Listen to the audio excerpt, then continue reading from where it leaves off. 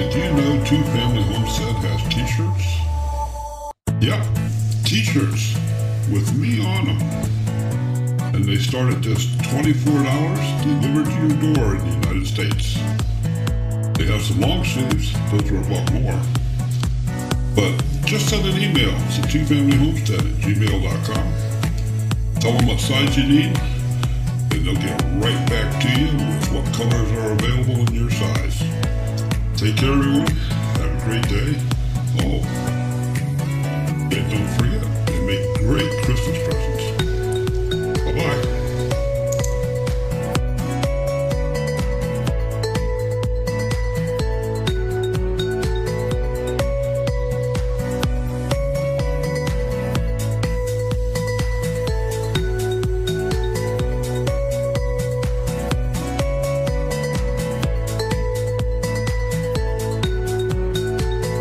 Hey folks, while that's cooking, I had to sneak in here and just tell you, you've never had Thrive Life?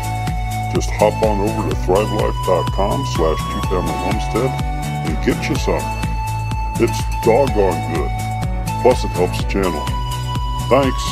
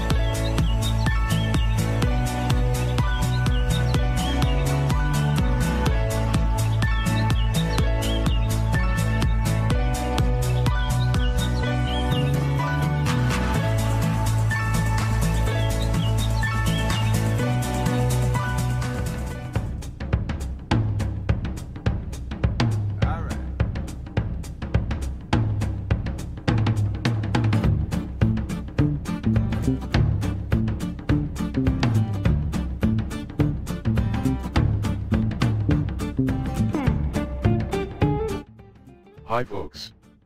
Smudge here again. I have lots to say and little time, so listen up. Monday, December 17th, 2018. A farm girl in the making. Will be joining my peoples at 9 p.m. Eastern Time. I will read the About Us on her website, About Us. From on the website. Here is a story, it's a long one, but a good one, I hope you enjoy it. There was a husband and wife, who decided that maybe one day they would live a life outside of suburban America. A simple life that involved chickens, ducks, goats, gardens, some land, and the ability to preserve their harvest through canning, just a simple life, out of mainstream America. This new life would be a homesteading life versus a pickup, move out to the country and get these things kind of life. We needed to work for this life. The wife learned to can and preserve their harvest, tend their gardens, which she has failed in certain areas, but she knows it is part of the process. She put down her fiction novels for articles, books, magazines on how to successfully homestead. Their free time became about researching and educating themselves on what was needed to begin their journey.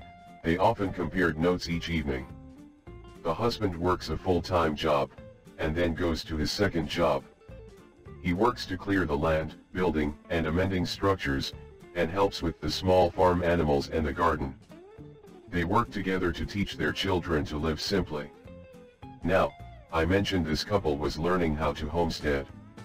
They strive to barter and trade, opt out of using chemicals in their gardens and on their farm animals, grow their own food, raise some of their own meat, and build structures using roughly 70% free or recycled items as often as they can. This homesteading life includes keeping chicken and ducks in a way that was done 100+ years ago, through herbs and organic care. They brought goats to the property to help clear the 2 acres, and to provide milk. In the future they wish to add solar panels, and currently they heat their home with a wood-burning stove. This couple loves their farm animals, but remember, they consider themselves homesteaders, and with that decision they will raise meat birds, rabbits, and possibly a pig for personal consumption. They are not vegetarians, and will often post about how much they love bacon, but understand, they would do whatever it takes to humanely raise the small farm animals under their care. This couple has decided to share their lives with you. Not to be judged, but to encourage as many people to learn about how to begin and live the self-sustaining life, and all that comes with it.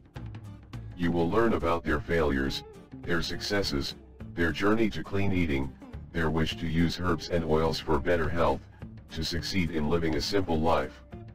This story began in February 2014, and this story is about a husband and his wife, along with 2 of their children. This story is about us, Justin and Ann. Laugh, cry, be disappointed, frustrated, and amused with us, but more importantly be a part of our everyday life as we work on the American dream of being a self-sustaining homesteading family. Sit back, the story is just beginning. The show starts 9 p.m. Eastern Time. The stream will start a few minutes before so you can get a good seat. Don't miss it.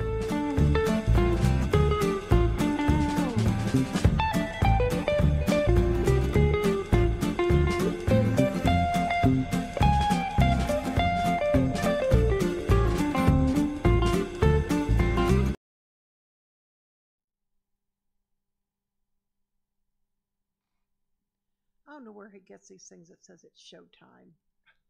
Showtime. Oh, it's not his mug in front of the cameras tonight. And literally, tonight, it's not his mug in front of the cameras. Right before we got Ann on the phone, he had a Microsoft update. Took out all the cameras. He has no camera. That's why you're stuck with me. So you have my voice and Ann's voice, or my picture and Ann's picture. So it's a girls' night, and you have Daryl's voice. So he's going to go. I'm in hiding. He's in hiding. Yeah, hiding. I'll tell you. So anyway, great show tonight. I have been after her for probably over a year. I first met Ann last year at the first annual HOA in Virginia. And I chatted with her on Facebook prior to that. I mean, I've been a fan for quite a while, and I'm anticipating her book coming out, and I think it comes out April 1st.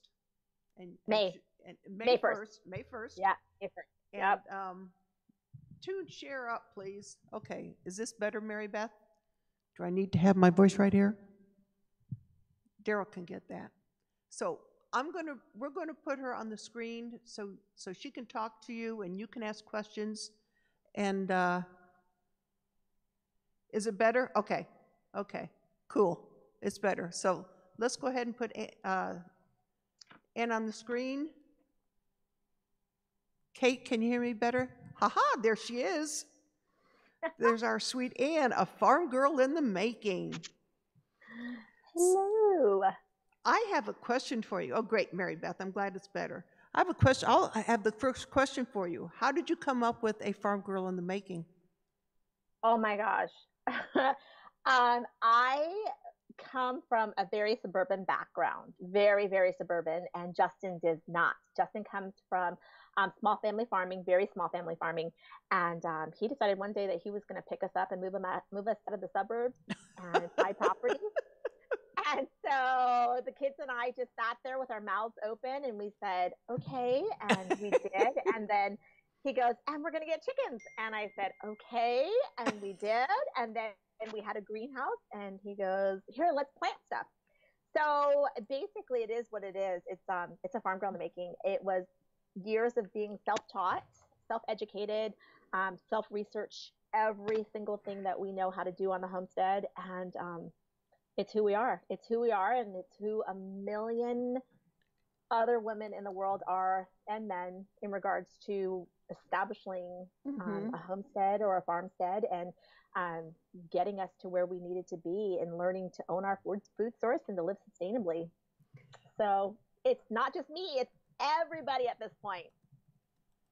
Well, isn't self-taught, isn't that the best way? I mean, you do your research, it's trial and error. I think that's how everybody learns, even our ancestors. It's trial and error. You know, and exactly. some of them get it handed down. Now, my grandmother, I know she lived pretty much right in the middle of Rochester, New York, so she was and she didn't have a garden, but my parents grew up during the Depression. So my mother always had, when we would go to the store, grocery store, whatever, Dad would give her money, and Mom always had something tucked away. She never told him. Never once did she say, "Oh, I have it covered," but she would always, until the day she died, she had something in that little flap in the back of her wallet. There was always at least a 20 back there. But she did her own gardens. She did a compost pile before they even came up with these, you know, big black plastic bins to put it in. Yeah, Mom, you know, my mom always had that, and I grew up a city girl, and she had a little garden on the side and her compost, and you know, she grew sprouts. It's like, I don't want those things on my sandwich, you know. Allie, you'll be pleased to know that my mother used to use tofu. I have a cheesecake recipe of my mother's that is tofu. Ugh. I mean, you know, being a teenager, oh Lord, being a teenager, you know, that's something I had to acquire. Oh man, tofu is a staple at our household. Yeah. Oh, and there's my sister. My sister's in the chat room, so my sister knows. Yeah. Yeah, Mom and her tofu and her garden. And I grew up on jams and jellies that were canned with the wax on top. And, you know, you took a spoon and put the wax a little bit up, took the jam out, put the wax back in, stuck it back in the fridge. I'm still here, you know. And she made her own pickled green tomatoes, which I wish she would have wrote down the recipe, that we should put down in the fruit cellar. And I don't ever remember her having a pressure canner. And I'm still here for that. But, you know, good old FDA, you know, the good old government has to get their hands in everything and say, nope, you have to do it this way now. Oh, okay, fine, you know. Well, is she still there? Oh, she's still there, okay. I'm here, yeah. Yes. So, if anybody has any questions, make sure you put them all in capital letters. And Anne is also watching the chat. So, oh, Carrie, I hope your goat is okay. I don't know what's going on, but Carrie has a goat emergency.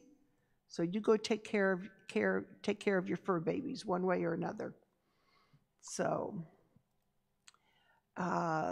let's see, what other tofu? Brian, if you've ever had, go to Chinese restaurants and had, is it hot and sour, Daryl? Is that the hot and sour soup? That has tofu in it. And you wouldn't know it. I mean, it's just good stuff. So, yeah, Rosalie, self-taught is the best way to do it. I'm getting stared at by Daryl. With him not being on the screen, I don't know. You can talk. All right, so I'm going to say hi to White Picket Fence. Okay, so I'm just going to say it. I launched YouTube, then I took a break from YouTube, then I went back to launch it again, back to book edits again. So now guess who gets to go back and launch her YouTube channel a third time? Me. So I will be relaunching YouTube for a third time come January. And so now I'm like, yeah, so it's so funny. And I'm going to have to come back to this to see, like, a lot of you guys and start taking a peek at some of your accounts, your YouTube accounts here. Kaylee is here. Hi, Kaylee. It says, I do have another book planned. Yes, I do. I do have another book planned.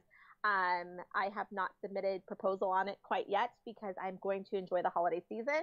And then, and I've got a couple of projects that I need to take care of.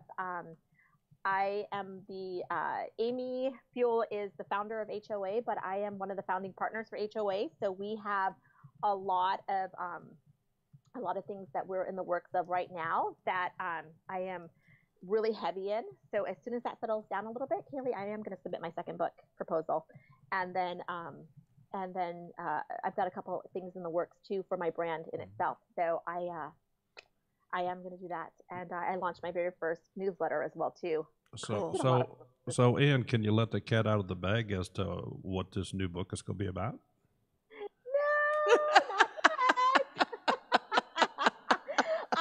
No, not yet. But it does have to do with, a lot of the things that I've learned in working with other bloggers and other homesteaders is that a lot of times those of us who are new into this journey of homesteading, who step out of suburbia and whatnot and don't have connections or ties with family members who have done this before, are very hesitant in allowing their children to participate fully in the lifestyle that we live. I'm not one of those parents. I force my children to learn the lifestyle that we live. And there is going to be a little bit of a discussion in regards to how much is too much, how much is the right time, how much is a child capable of, and what really happens through the seasons of a homesteader's life, right? There's seasons, right now we're resting our bodies and we're resting our minds, and we are getting ready for spring. But in this time of rest, there's so much preparation and so many other things that we're doing in the process. So yeah, so Kaylee, yes, there is. No, I'm not telling you. I dropped a hint already, so we'll see. No questions, just I love your channel and have learned so much from just watching your old. Oh my gosh, my old videos, you guys, came from my Facebook page that were transferred over because I didn't know how to work YouTube. Now, Amy Fuel is my best friend, my bestest friend in the whole entire world. And she has helped me tremendously in actually getting into YouTube. And the book edits came in really heavy, so I had to take a really long break. And then, of course, Homesteaders of America conference went into full effect. So that was a nice break. But I am going to launch, and I actually have my first video already done. Cool. But I am waiting. I am waiting until the first because, when you work so hard, you got to rest. You got to rest. You know what I mean? Bloggers, YouTubers, writers, we live our life, but then we have a job on top of that. So on top of all this stuff that I do, I teach at a Christian preschool. I teach the young threes at a Christian preschool. I teach 2 classes a week. Wow. And that's where I came running in from. So my calling is to definitely work with youth. And so, it's organization that I'm still working on trying to achieve and maintain myself. Cool. So, yeah. Well, and speaking of children, Michigan Mike did have a question. How old are your 2 kids? I have 7 kids. I was going to say, I knew there was more than 2, but I read it like he put it. Yeah. I have 7. I have 2 generations. We have 2 generations of children. The first generation consists of 26, 25, 24, 22, and 21. And then the second generation consists of 13 and 10. The older generation does not know this lifestyle in any way, shape, or form other than consuming the food that comes off the property, which is fine. That makes me happy. But they are very aware of the lifestyle that we live, and they're very aware of the decisions that we made to live this lifestyle. The younger 2, 10 and 13, they participate. They participate in this life. We have them work the garden with us. They have barn responsibilities every night. They have chore responsibility. When it comes down to canning and cooking and whatnot, they are actively a part of it. We don't force them to butcher with us. However, when we do need help, we do ask them to come, and they will come. Additional to that, they have to raise their own money. So in the summertime, they actually do a lot of selling of preserves and baked goods. Lola sells bread to the neighbors. She bakes bread and will go all summer long and sell bread to the neighbors. Lola makes dandelion jam and sells that. Giovanni makes triple berry jam. The kids rake in a couple $100 every summer based on what they have. Good for them. So we really, really want them to know what the value of a dollar is and how important that is, and why we do the things that we do. You know, Giovanni's in that awkward 13 phase right now, and we live right in the prime of Microsoft, Expedia, Amazon, Google, and Boeing County. Mm-hmm. So we're surrounded by millions and millions of dollars, and a lot of his friends' parents are executives for these companies, and so he's kind of like out there a little bit in regards to, well, my friends get this, then why can't I have this? And his friends are going, you get your food where? Yeah, exactly, exactly. And but you know, that's why he works really hard, because I don't give them extras. They have to earn all the extras that they have. Nothing wrong with that. So, yep. Yeah, yep, when we have our two youngest my youngest son is fairly local to us, and when we have his two daughters and 2-year-old grandson or 2-year-old son, he's coming up there. If they're here when we're doing gardening or whatever, they're right out there with us. It's like, nope, you can't do this and this. This is what we're doing. And they plant their own carrots. They do the tomatoes. And when they're ready to harvest, they're out there picking them and eating them. You know, they'll get the tomatoes up. Yeah, look at that's the back of his head. They'll they'll go out there and pick the tomatoes off the vine and maybe rub the dirt off their shirts and eat them up right there and then. Exactly. You know, the thing about it is that we do allocate responsibility money for them, and that's what we call as responsibility money. So I don't pay them to work the property in any way, shape, or form. However, I do pay them $1 per house chore that they do. And here's the thing about that $1 per house chore. It's never paid out in cash. They have to keep a check registry of their house chore, and it has to be signed off weekly. If it's not signed off, it's basically not in the bank, and they can't cash out on it. Oh, that's cool. Yep. So working the property is something we do as a family. A household chore, I don't mind giving $1 for, because there's things that I don't like to do, like dusting and vacuuming and stuff like that. So I do pay my children to do that, but it's not cash on hand. It's based on a debit and credit kind of issue. Cool.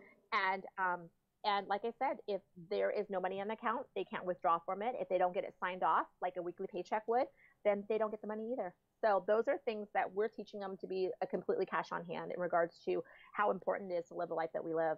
I mean, at that point, you know, there's so much credit in the world right now that there's no point. You know what I mean? Mm-hmm. In it, because our children are automatically are drawn into that system and that society. Well, I saw a question up here. Someone, and I don't know if you mentioned it. Oh, Marie's Vegetable Garden. What is your YouTube channel name? I missed it. It is under A Farm Girl in the Making, and I think my last video up there was a collaboration with Frugal Family Homes. I think that was the last one that I did before I had to lock down for Homesteaders of America conference. So yeah, so that's what it is. That's where you can find it. And a lot more updates come out through our newsletter too. So newsletter has like recipes, canned goods, just the general happenings around the homestead and what's going on. And she has a great website and information galore on that website. So do I raise everything we eat? We are about 80%, 75 to 80% out of market. We homestead on the mountainside, literally a mountainside in the Pacific Northwest area, and they're on 2 acres. So we cannot have beef.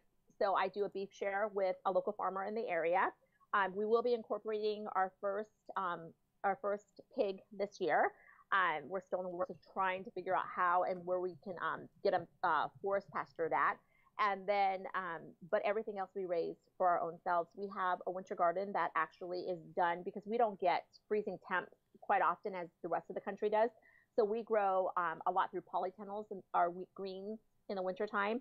I do an excessive amount of preserving through freezing, freeze drying, dehydrating, canning, cold storage, and things like that. So if we run out, we tend to run out probably around March, end of March on things.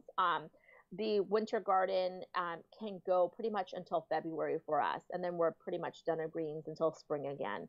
But by the time we buy our cow, we are completely set up. Now we will be adding boar goats for meat raising purposes, for sustainable red meat. Because of the property size, we have to choose, you know, the right animal to bring on it, and how we're going to do it. So we are literally, we have the house, a clearing for a garden, and then everything else is in the woods. So ultimately, we will only be here for probably another 6 to 8 years, and then we will be selling this property. And there's big works after that. So it's going to be some fun stuff coming up after we sell this place. Inside Kate's Kitchen is asked if you do fermenting also. I do ferment. I am an avid fermenter. I believe in feeding your gut flora. And what's really weird is that society as a whole, my mother is Thai. My father was in the military, so we traveled the world and fermenting was where we went.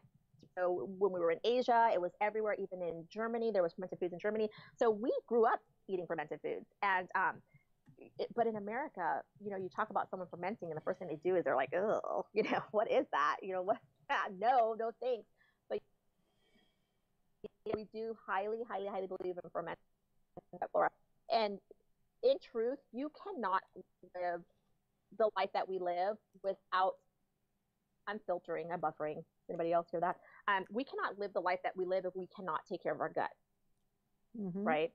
Our gut is the core for everything, right? Your overall health comes from your gut. Your mental state comes from your gut. Just being able to just consume clean is just not enough. You have to build that gut flora to be able to get you to where you're at. So there is always something fermented. My children are happier to consume fermented foods versus a fermented beverage, though I'm one of those mean moms too, where there's a shot glass there and they have to have a shot of something, whether it's kombucha flavored or if it's kefir grains or whatever it is, they are required a shot a day. But we also use colloidal silver on our homestead. We're really big into herbs as well too. And then on top of that, we believe in a high regimen of essential oils in combination. So we call it the Trinity. It's essential oils, colloidal silver, and herbs that we treat ourselves holistically and our livestock and our pets with those 3 uses. Citystead is asking, do you have how to ferment videos? It's something that they want to start learning. Yes, they will be coming out. Actually, Tommy Alderman's been bothering me about creating a video for kimchi because he and Patty love kimchi so much. So that actually, I sat down and did this is how organized I'm getting. I sat down and actually did my calendar for the next 6 months. Whoa. In regards to YouTube and in regards to blog articles that need to be written. If you purchase our book, there's an e-course that comes with it in regards to every aspect of home preserving and whatnot. And then, so fermenting is one of those things. And it even goes down as far as, you know, fermenting food for your children, for your livestock. You know, what does that do for them in a sense and stuff like that. So I even cover video in there that's going to talk about fermenting food for your poultry and your goats and things like that. Cool. Yeah. Cool. Yep. Let's see. Yeah, there was a couple of the fermenting. Inside Kate's Kitchen asked if you have any tips. She's just beginning her fermenting journey. Oh, start easy, man. Start easy. See if you have a friend that has a SCOBY available. If not, they're like really cheap to purchase, and start with that. I mean, we're talking just tea, we're talking water, we're talking sugar, and we're talking your live bacteria. And then start with that, and then, you know, you can flavor it. If you don't like the thought of just drinking like a vinegar drink, flavor it. Make a root beer simple syrup with it. Make flavors, juice, fruit juice can go in it to mask some of that vinegar flavor in there. That's the easiest. That's where I started. And then from there, I switched to fermenting foods. My mom fermented a lot of foods as a kid. And then from there, I incorporated the kefir grains into it as well too. And and that's where we went. Anne, yeah. Rumor has it that Scobies make great shoe inserts. Are you aware of that? They're pretty squishy. Have you seen my Scoby? His name is Scooby, by the way. So Scooby the Scoby. So he's like this thick, like he's huge, and I have gifted him, and I fed him to the chickens, I fed him to the goats, I dehydrated it for the dogs.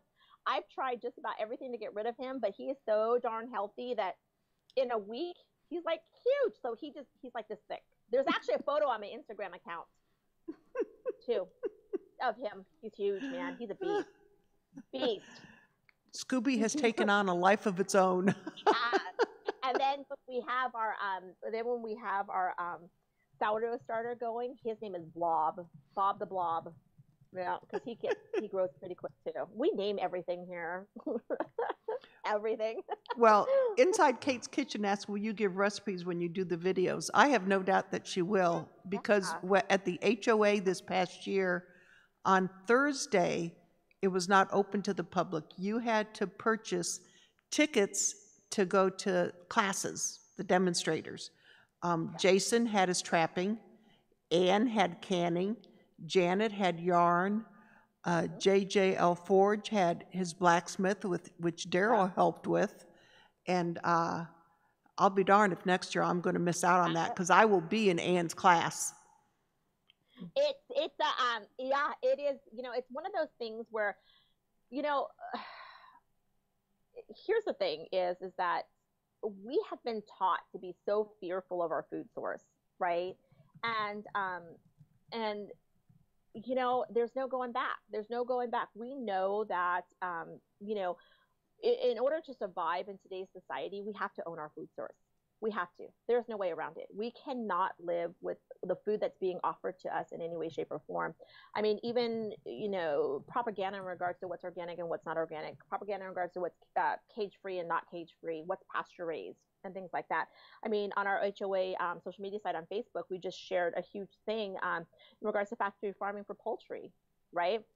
You've got it, they're labeled organic.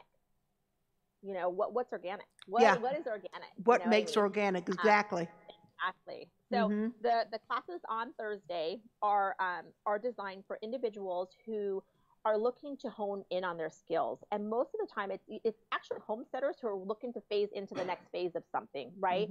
So for example, the class that I had, I only take a very small amount of people because it's a very one-on-one kind of class, and it's just a fun setting. So I had 15 people in my class. I sold out of my class, and we were able to put up just about anything. We actually even fermented in there. So we made some fermented kimchi. We tasted a whole bunch of different ferments. And on top of that, we tasted some kombucha. We tasted June kombucha.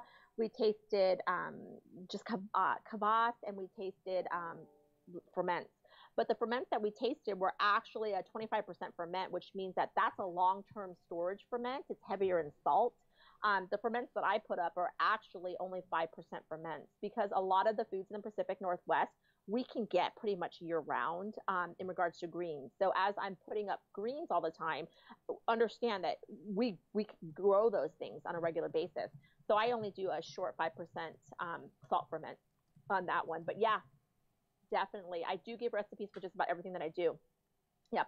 And like I said, the book actually has an e-course. If you purchase the book through our website, it actually has an e-course that you can sign up for, and then that'll show you how to get it done too. So yeah, I have somebody's book right here. Oh, Amy. And when we get Amy pinned down to be on our live stream, I already have one of these signed to give away. So that's sitting up. This one's mine. I have one to give away when we get Amy on here. And you can I'll have to come back in May. There you go. So you can win one. Oh yeah. Oh yeah. Someone can win one in May. I'm already going to get one of yours. There's no doubt in my mind. Oh my gosh. It is, I just finished the final edits for it. Page layout edits. I submitted it today, as a matter of fact. And and the thing about the book is that it is one book. We're talking about every single method of preserving food possible on the homestead, every single method. And it's a beginner's guide to get you to where you need to be, so you can continue to educate yourself and learn more after that. So basically, it doesn't leave you hanging, but it pretty much tells you all the information that you need. And then when you're ready to go out and do the things that you need to do, you have the knowledge to know, what am I looking for, right? And that's what's really important. And so, you know, that was the fun part about it. And then the second fun thing about it was that it's written in how I talk. It's written in me. It's me. There is no stiffness to that book. There is no, you know, it's just, it's me. So when I sit there and ask you if you're going to survive the zombie apocalypse, because I am, don't be offended. Because in truth, it's just who I am. It's written in a verbiage and a language that you will truly understand and grasp. You know, it was very important for me, because when I first started, I spent years studying and getting confused and studying some more, that I didn't want anyone entering this life to ever be discouraged from it. Does that make sense? Yes, sure does. Well, Right. It is 9:30, half an hour. We're going to stop for a few moments, give you time to catch your breath and drink and eat if you need to. We're going to do our trivia. Okay. I brought food with me. Cool. Well, you just came in the door, so by all means. Dad. Well, hi folks, it's trivia time again, and we have to have some rules for this, so they are as follows. Number 1, you can only win once every 4 weeks. Number 2, you must be the first person to answer the question correctly in the chat window as it appears embedded on the screen here. Your chat window may have a different order. And number 3, you have to send an email to twofamilyhomestead@gmail.com. Send us your mailing address so we know where to send your winnings. Good luck. Okay, I'm assuming you all heard Smudge just fine. Tonight's prize, is that what it's considered to be, a prize? Yeah, well, yeah. Okay. Is what's pictured on the screen here. You get a package of Swiss Miss Hot Cocoa Mix. There's, what, 4 boxes? Is that what's in there? 4 flavors. There is French vanilla, milk chocolate, mint chocolate, and caramel cream. So, nice little gift wrap package. That's what you're playing for here this evening? Stella, you're crazy. So, you all heard the rules. If you notice, the chat is running up the screen here on the side. That is the official order of chat. And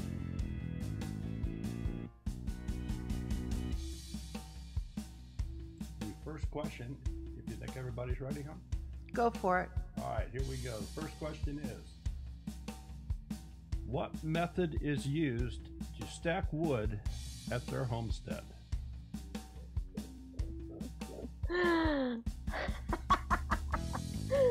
Oh, that's funny. Let's see if anybody gets it. It's a hard one. No, PG, it's not kids.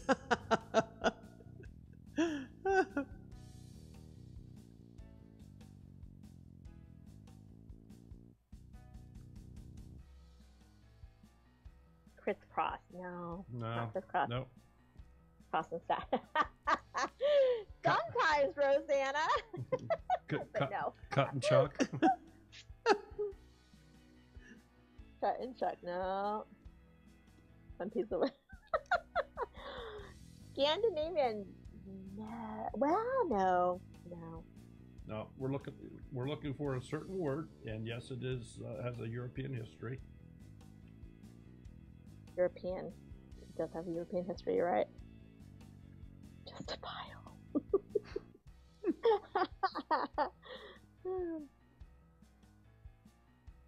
A wood splitter is used, but that's not the method. Tall. It is tall. Usually when it gets real quiet, you can tell the ones that are opening up a new screen to go look real fast. Because that's what I would be doing in some.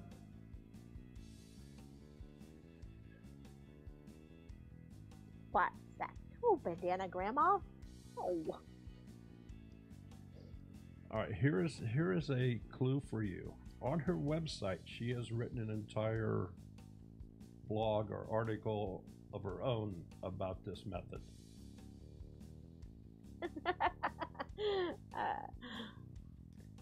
I think we have them stumped. I think we do. Maybe we'll just have to keep the hot cocoa and drink it ourselves. Oh, there we go. Oh my gosh, Haley! Haley cheated. Haley cheated.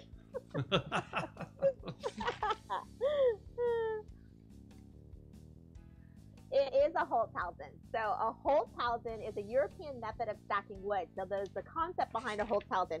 When the Europeans are actually clearing land for their farms or their homestead, they would actually drop the trees right where they were at.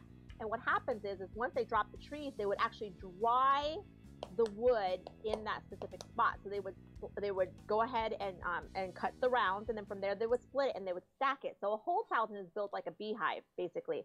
So it's wider on the bottom, narrower on top, and the wood actually turns in this way, which allowed the water to drain off of the woods. And living in the Pacific Northwest, if you don't have a shelter over your wood stack, you have wet wood. So what happens is that the Holzhausen allows your wood to dent in. So the support of the whole structure of a beehive structure is actually bent forward based on how it's stacked. So that's why it goes from wider to narrower on top.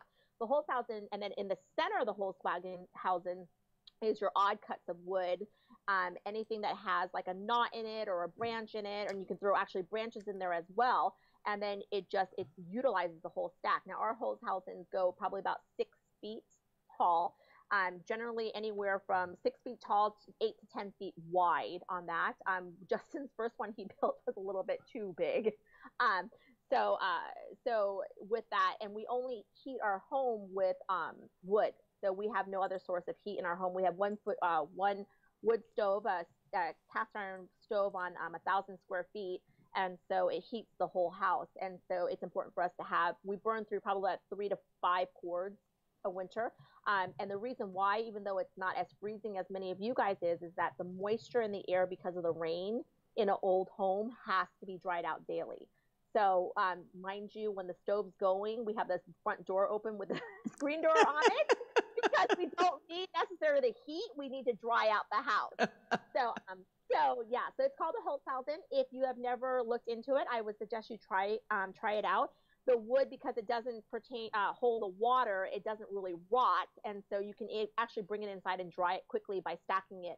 We stack ours underneath our wood stove because we have something that's there, and it works really, really great. It's really great. It's an excellent method. I thought the center of that pile was where you had your hot tub. I wish. No. That's an extra expense. Are you kidding? You got to maintain those babies. Yeah, we have one. Yeah, no. Anything to save that dollar. Yep. Oh, goodness. Make sure if you have any questions for Ann, you put them in all caps. You were not born in the continental United States, were you? I wasn't. My mother is from Thailand. So I am half Thai, and my father is from Italy. So I am half Thai and half Italian, first generation. I am. Yeah. My mom's sister, my one aunt, she married an Italian, and I guess when my aunt was younger, she had polio, and when her and Uncle Tony were dating, he carried her everywhere. And when he asked for her hand in marriage, apparently, how I know the story, and Linda, if you're still in the chat room, correct me, Grandma couldn't say no because he carried her everywhere. He took care of her. And we're a Jewish family, and Italians are Catholic. So, Grandma was like, we're not going to. So, her kids were brought up Catholic. That's their choice. But I can remember going over there, and at Christmas time, I would go with the kids over to Grandma Formicola, nothing more Italian than Formicola, and cookies and baking everywhere. And I learned a few choice sign languages and words from my Uncle Tony, which he informed me that I'm not allowed to go home and tell my dad. Exactly. Yeah. So I can understand that. I can understand that. Pizza. Yeah, Linda's asking if you cook Thai food. Actually, I cook more Italian than I do Thai. My mother tried desperately to teach us how to cook, you know, at that time we weren't really very interested in it. But if you know anything about the culture in itself, is that a woman truly serves her family, and so basically she took on the whole responsibility of home and house, and the children basically were children. We were allowed to be children and not have the responsibilities of things. So she never really pushed it on us. However, as I got older, I can make probably about 10 Thai dishes. And I do a lot more Italian cooking than I do anything else, because it was easier to learn than the Thai cooking, because the herbs for Thai cooking are very hard to come by unless you can find an Asian market and whatnot. So yeah, I did. Pizza is my specialty. We have a very great homemade pizza crust that I make from scratch. And then our sausage is actually homemade as well too. So I make a lot of that stuff myself. And then anything that we grow is thrown right on top of it. We can our own mushrooms. We use our own tomatoes. I buy goat cheese from a friend's farm here because she has goats, and it's, you know, it's been part of our life. Yeah. Just mind you, I didn't learn how to cook until I was 32 years old. Do you cultivate your own mushrooms, or you just go out and forage them? This is where I'm going to be mad. I meant to go back and meet that mushroom company that was there at HOA, because we have alder trees here, and alders actually absorb and hold water really well, which are ideal for growing mushrooms in our area, especially the oyster mushrooms. I can go out, and we have gone hunting for chanterelles before, which I think I'm looking in the wrong spot.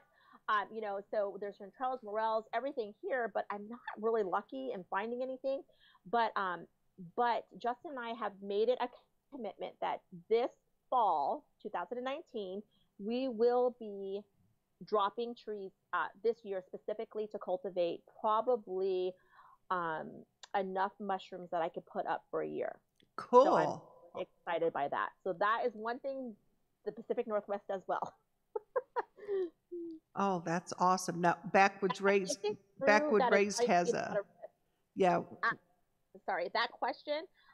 Is it true? They eat a lot of sausage.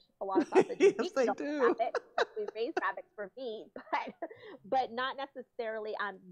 There are areas in Italy that they do have a lot of rabbit farms on there. So a lot of their meat comes from actually farmed meat, and there's a lot. Like for example, I do hunter's rabbit, which is basically a breaded fried rabbit. Then on top of it, it's actually stewed in tomatoes, mushrooms, and bell peppers and whatnot, and with a lot of oregano and garlic. And that's called hunter's rabbit. Actually, I probably should add that to my list of things I need to do. But yeah. I think, was there anything else? Did I miss anything? Sure, Marie. We'll go ahead and put a, you know, do a commercial for you so you can go to the bathroom and come right back. Rosanna's asking if what is a woofer? Mark, you go WWOFR, Red Duchess Farm. Mark, you're going to have to explain what a woofer is.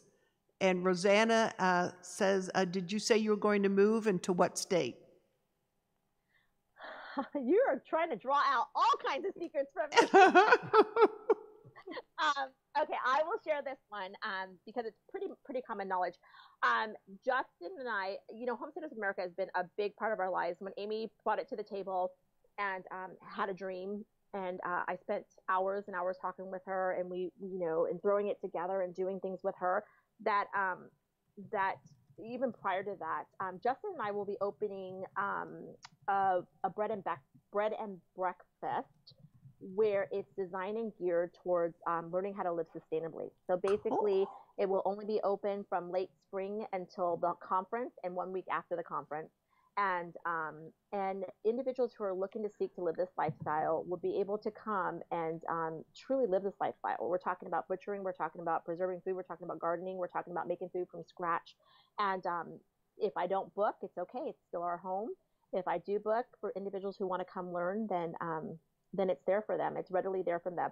And Because what I think happens is people enter this lifestyle and then they think that it's hard, but I don't think they realize how much work goes into it. Well, see, So, that house I posted the other day, just put a wraparound porch on it, and you're like that one we saw right down from the fairgrounds. Yeah. I posted it for her, and I go, here you go. And she says, well, it needs a wraparound porch. Heck, you know, get a few carpenters, get it done. Yeah, and it's just a skirt around the... yeah, skirt. So where will we end up? More than likely, it will be anywhere between, more than likely, it would either be Texas or around the Virginia area, because Virginia is our hub for Homesteaders of America. And even though we will be expanding across the country,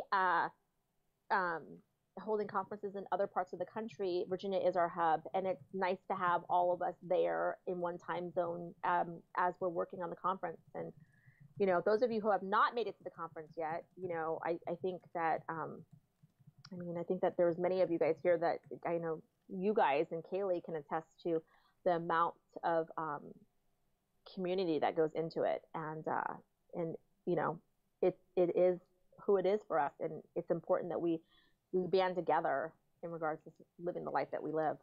So, yeah. Linda, you were talking about a homesteaders conference in the PNW.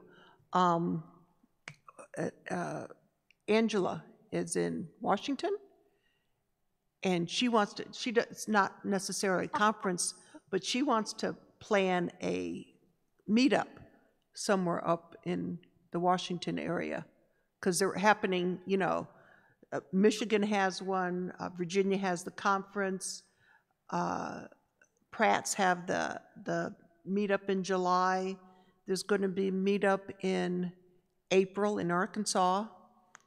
In May, there's the Baker Creek Heirloom Festival in Missouri. Well, and then there's a Life Conference in Missouri. Life Conference in Missouri in August. So, yeah, I'd like to, you know, do something around here also. I mean, we're not that far from Virginia, but you know, what the heck? We still got folks here that don't make it there. You know, we are in the Pacific Northwest. We're right on the Puget Sound area, the Pacific Northwest. You know, I would attend one, but right now hosting one is just, my schedule is, I mean, I think you guys can attest, my schedule is just, it's crazy. It's crazy. And then getting ready to go into, you know, planning the conference takes a year. I mean, it takes a year. We work on the conference every single day. Even if it's, and just so you know, Kaylee, you still here? Kaylee is part of the team this year. She is a vendor. She handles the vendors with Janet at Timber Creek Farms for Homesteaders of America. And the three of us are working together on that. And so, you know, it's work. And then on top of that, we have our homestead and we have our children. And then I have my own brand. And so, you know, the reason why Amy can't get buckled down is because, you know, she is constantly as well too. And so, so it's very hard, but hey, if anybody wants to host one in the Pacific Northwest, shoot me a date and I'll be there. But I just cannot put up to hosting one right now. So hopefully within 5 years, we will have an HOA out here on this side. So, so that's my goal. I think that'd be cool. Yeah. I think that'd be awesome, because I know there's quite a few people that would like one down like in Southern California, because there's nothing in Southern or California period. But yeah. It'd be Texas. If it was going to be hosted one down that far, it would probably be in the Texas area. Yeah. But if anybody wants to throw one, I'll be there. Just tell me when. Rain Country. Yes, she is, Bandana Grandma. Yep, she is out here. She's actually only, I think like an hour from me, hour and a half. And I thought at one point she was talking about hosting one, but I don't think she ever got one together. Yep. Hey, I'm having a meetup. I never thought I would call it that. Well, that's what, you know, it's just, there was one in March in Mississippi, Deep South Homestead. They call it a gathering. And it's just, you know, it's not conference. There aren't workshops or anything like that, like the HOA has, but it's just people, like-minded people that get together and enjoy the day. Well, and it's grown. Oh yeah, from in the a big first way. one. Yeah. I mean, it was relatively small the first time, but they're at the point now they're running a fairgrounds, complete fairgrounds. Wow, that's crazy. Now granted, Awesome. you know, this is not a huge fairground, but yeah, they're renting the fairgrounds, so it's. Yeah, the first year they had it at the campground, and they rented one of their, just a building, and they had it. And then last March, or this past March, they moved over to the fairgrounds and rented their main building there. And coming this next March, they have the entire fairground. They have the arena and everything. So it's going to be interesting. And then we're thinking about taking our camper, and if we do, the Friday night before the meetup on Saturday, we'll have a little meetup, whatever, at the campground, and people can bring food. We'll have open fire and hot dogs and just chit-chat. See, that's what makes it nice. The community like that makes it amazing. Yep. The farm on Quail Hollow is asking you to tell about your house decor. Kaylee. So, okay, so mind you, I came into this lifestyle, right? So I have always had a love for antiques and things vintage from afar, because that wasn't the norm living in suburbia. So when we bought the house, I looked at my husband and I said to him, I said, you can't homestead with modern items. I go, it just doesn't seem right. I said, so I have slowly let go of every single modern piece of furniture in my house, excluding my couch. And I only keep antiques and vintage furniture in my home now. Wow. And so I have everything that is an antique piece or a vintage piece. Some date back to the 1910s. I have a piece from 1890, and I get most of my pieces from thrift stores and or yard sales, and every single piece, or hand-me-downs from Justin's family. Like, just a lot of the pieces that we have come from Justin's great grandmother and things like that. So just as a whole, my goal was to really live the lifestyle, right? And that was a mental shift as well too. So living this life was not just about, and there's nothing wrong with modern appliances in any way, shape, or form. There's nothing wrong with going out buying the beautiful leather couch, because, you know, for me, it was saving things that are worth value and bringing them to your home and stopping it from disappearing. You know, the last thing I found was what did they call it? Some kind of stitch of artwork. It's on my Instagram account and Facebook page. And then on top of it, I found a chair from the early 1960s and things like that, all for like $5, $14, and things like that. So yeah, so my goal is to shift mindset and live the life in a way that is just reused and repurposed. So my furniture is everything to me. I think every piece of furniture that was in my mother's living room was antique. I think so. That couch. I think so. But did that couch go to Linda, or did we sell it? I believe it was I think sold. that couch went to Linda. I don't remember. I don't think so. I know the mirror did. Okay. So yeah. Okay, so that's what it is. Yep. Cool. All right, let's get this second trivia question here. So, while she's I'm back. She's digging up some stuff here, we're going to go ahead and get going on this. Well, hi folks, it's trivia time again, and we have to have some rules for this, so they are as follows. Number 1, you can only win once every 4 weeks. Number 2, you must be the first person to answer the question correctly in the chat window as it appears embedded on the screen here. Your chat window may have a different order. And number 3, you have to send an email to twofamilyhomestead@gmail.com. Send us your mailing address so we know where to send your winnings. Good luck.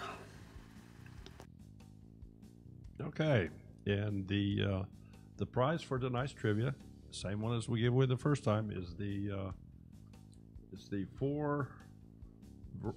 variety pack? Is that what you would call it? Variety pack of Swiss Miss hot cocoa mix, and we're definitely into that season. So nice little treat. So that's what you're playing for here this evening, and if everybody is ready, you ready? Yeah, go ahead. I'm just Ready. Everybody's ready? City Homestead.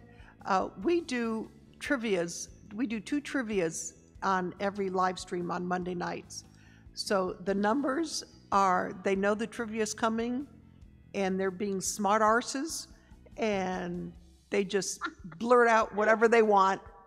Yeah, usually Duncan 1900 Brenda does a possum pizza. Yeah.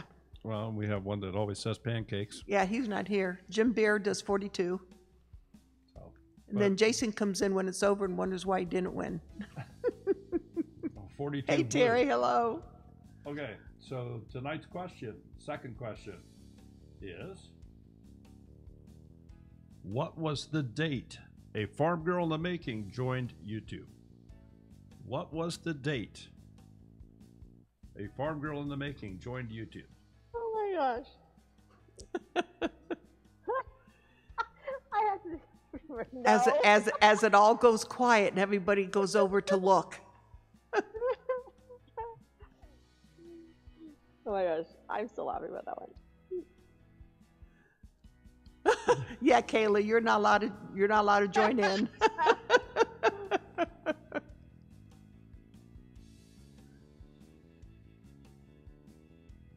Last Tuesday. No, last Tuesday is not correct. And no, Kate, it wasn't a long time ago, actually. No, we need the date. That it? Bandana Grandma. I wonder how she did that. Miss Susie, you get yourself some hot cocoa. And just for the rest of you out there in the chat, we've asked this question for other channels before. The way you find this answer is go to their YouTube page and go into the About section, and there's a little column there that says, tells you exactly when they joined. That doesn't mean they started posting videos at that point, but She's not being very nice. Don't give her the prize. Don't give her the prize. Ann talks in her sleep. Oh my gosh, that is so funny. You're not supposed to tell people that. That's okay. Brenda's husband snores, so it's okay. Oh my gosh, that's so funny. Oh my gosh, that is hilarious. Yeah, you had a cabin, right? Where some of you stayed and you shared a cabin? Well, yep, I did. Grandma and her husband, Uh-huh. and Connie from Open Overalls, who is a blogger, Right. And Janet, of course, you guys saw Janet of Timber Creek Farms, and who else? Oh, a good friend of Janet, who is an amazing, amazing fiber queen, and I call her the fiber queen. And we were in there, and man, I don't remember much of that cabin because I was so tired, but I remember it being beautiful. I mean, ask Bandana Grandma, we would literally wake up in the morning, have enough time for coffee, run out the door, turn around and run back, and everybody would talk for about a half an hour and then crash. yeah, We were well, so sick and we tired. did a house, rented a house on Airbnb. Well, my friend Dana, we were going to share with her and her husband, and then she didn't come. Well, you may know Dana Sullivan. I know Janet does. And so she didn't come. So instead of Dana and Matt, Brenda 1900 here, Duncan 1900, her and her husband Paul, they came, and Mark from Red Duchess, he came, and it was a 3-bedroom home. So, and with Daryl and I volunteering, we did the same thing. We were up at 5 o'clock, 5:30, so we could roll out of bed before the chickens. Before the chickens, yeah, and just try to find where I could put my legs in my slacks and and get to the fairgrounds and start volunteering. And whoo, was it chilly? Two Wild Onions homesteads. Oh yeah, she's awesome. She and I have become really good friends. I still can't. Yeah. I'm working on my skills in the yarn and fiber area. That's the one thing I lack.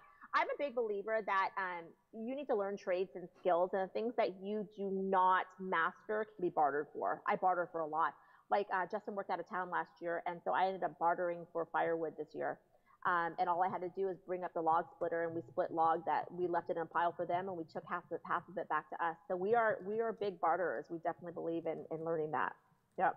And just in case anybody's not noticing on the screen, we do have the phone line open if somebody would like to call in and say hello to Ann. Oh my gosh, you guys, I'm just a normal person. You know, actually, and that's what Danny and Wanda said, you know, Deep South Homestead was just, no, normally to a lot of the homesteading community, you're Hollywood. No! Oh, no. You truly are. You truly are. Here's the deal. And let me say this, because I don't know. I'm not going to lie to you when I say this. I am, and it's not meant to be in a rude way. I don't know any of you guys, right? I don't know you guys because I'm very new to YouTube. I've actually had 2 fail launches, and I'm going on number 3. So, but here's the thing is that I'm a woman of Christ first and foremost.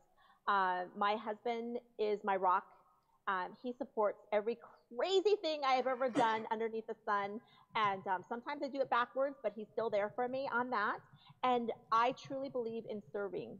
I believe that my children, I require them to serve as well too. I believe that to be able to be successful in the life that we live, we have to serve. We have to serve every single person in our community to every degree as possible. Now, I might be busier than the average homesteader, but because my job is my brand, right? My job is ensuring that HOA does what HOA is going to do. I am there to support Amy and serve Amy in her overall goal and her overall function, while getting people to congregate into this lifestyle as much as possible, because without us, and that's every single person that's here on this thread and every single person that reads my blog or is on social media, you know, even something like this, you guys, it's important that we reach as many people as possible, because whether or not we call it service, whether or not we call it just guidance or encouragement or whatever it is, we can't live this lifestyle alone. We have to live this lifestyle with our neighbor, whether or not that neighbor is across the street from you or across the country from you, right? And I am who I am, and I try the best that I can, and that's about where I am. But I am just a normal person. Ask Kaylee. Actually, when you first meet me, I'm very introverted. And then once I get to know you, then I'm an extrovert.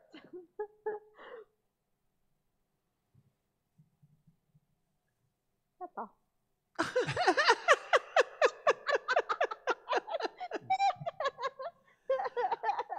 Okay, Susie, here's your chance. You can call and harass Ann again. Well, Kaylee, go ahead and call. Phone line's open. Why are you calling? Kaylee is my friend, so I can say that. Let's see. Kaylee's going to get on and go, Ann, will you take me on a tour of your house? And I'm going to go, no, because it's dirty. Oh my God. Yeah, when I first started watching A Farm in Quail Hollow, in fact, one of my tabs that I have open is Kaylee's YouTube channel. And the video, and Kaylee probably already knows this, the video that's been up is about the dream catchers that she makes with the doilies. By the way, Kaylee, I didn't buy one because I didn't even get halfway down the aisles. Man, I was so upset. This is Daryl. Who's calling, please? It's Kaylee. How did we know? Hi, guys. The floor's all yours, kiddo. Be nice, Kaylee. I have to be quiet. I've got a house full of sleeping children and a husband. And I figured I'd head 2 o'clock in the morning and go duck hunting. Oh my. So what's up, But girl? I just wanted to say that I know Anne. Obviously, you guys know that. But she is a pretty remarkable person. Mm-hmm. Aww. I'll second that for you. Aww. So I will tell you, Kaylee and I have known each other for about, 2 years, Kaylee? 2.5 years, maybe? But we knew each other only through social media, really through social media. So the first year I met Kaylee was at the first conference, and even at that point, I was busy. And I kept wanting to go back and talk to her because her mom actually had a booth there and things like that. And I needed to get some information from that.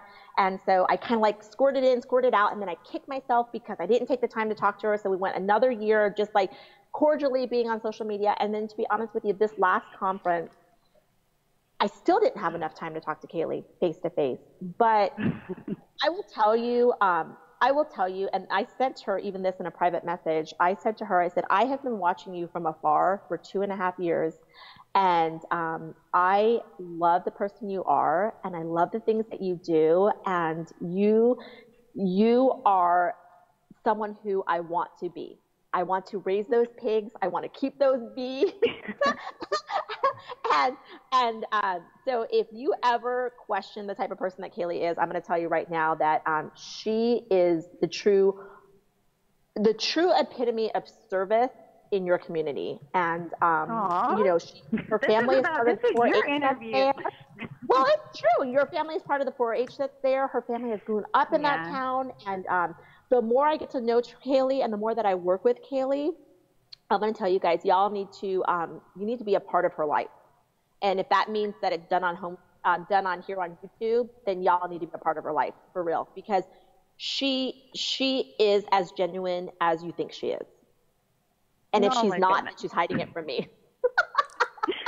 Well, I'm very happy that I called, and I'm very happy that I got to talk to you, even though we, you know, do the Marco Polo thing and all that. But I'm definitely, I want to show you support. I think that you're great, and what you're doing is amazing. I'm going to buy your book, and I expect you to sign it. And I've already been telling people about it because people are nervous. You know, people want to do this, but you're exactly right. They are nervous to try. Full disclosure, I can farm, I can raise animals. Gardening, I'm getting there. I can do herbs, but when it comes to canning or any type of preserve, I can't do that because I don't know how. So that's my next step. I want to learn. You're the best. Oh, you really are. You're really the best. Well, I will let you guys go, and I'm going to continue watching you guys. But you guys have a good night. You too, Kaylee. Bye. Thanks for calling. Bye-bye. All right, bye. And I agree. She has a great channel. There's just some awesome information in there. And when her and I started chatting and I found out her name was Kaylee, our youngest granddaughter is Kaylee. That was it. That's all I needed. Kaylee is a sweetheart, for real, though. I got the thumbs up here for TJ Miller. Hey, Daryl, your thoughts on the rub on that chicken? TJ Miller sent us a spice rub a couple weeks ago, and I did a video. And when I tasted, after I baked it, when I tasted it, it didn't have a kick. It wasn't until a few bites later, it's like, oh yeah, this does have a kick. It was slight. It was reserved kick. Reserved? Is that it creeps up on you? So TJ, that was a good rub. I can't wait for the next one. Yep, good stuff. Yeah. So TJ, if you sell it, please by all means, let us know. We will put that out there for you. Stella, your granddaughter's name is Kaylee also. Cool. I like that. Wonderful name. That's a good name. Yeah. Yep. Great name. Any more questions? Oh, now see, TJ is one of his granddaughters. Maria, I can do gardening, and that's all she wrote. I'm scared of the camera. Any advice? Swallow hard and do it. Yeah, really, it does. You know what? Here's the thing about it is that I YouTube, I don't know why I never did YouTube prior to my website and my blog, but here's the thing is that I just do it. Just do it. Just do it, because at that point, you know, the fellowship here in regards to the community, there's a difference between YouTubers and bloggers. Let me just give you that secret, okay? YouTubers are very, very community-based, you know, extrovert groups of people, where bloggers, on the other hand, are very introverted groups of people, right? Because what do? We put everything in writing. We don't have to face the world, and we don't have to talk to too many people.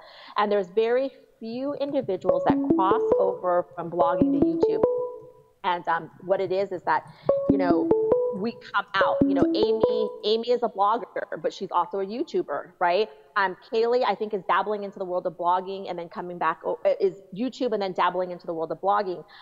Janet is, I'm trying to get her to YouTube, but, you know, for me to cross over, it's one of those things that, you know, as friendly as I am and as outgoing as I am, like I said, I'm an introvert before I am an extrovert.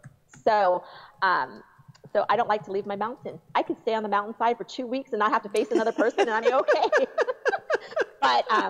But you know, I'm not gonna lie to you guys. I'm sitting here and I'm watching the communication and I'm watching all this stuff, and I'm sitting here thinking, why have I not YouTube sooner?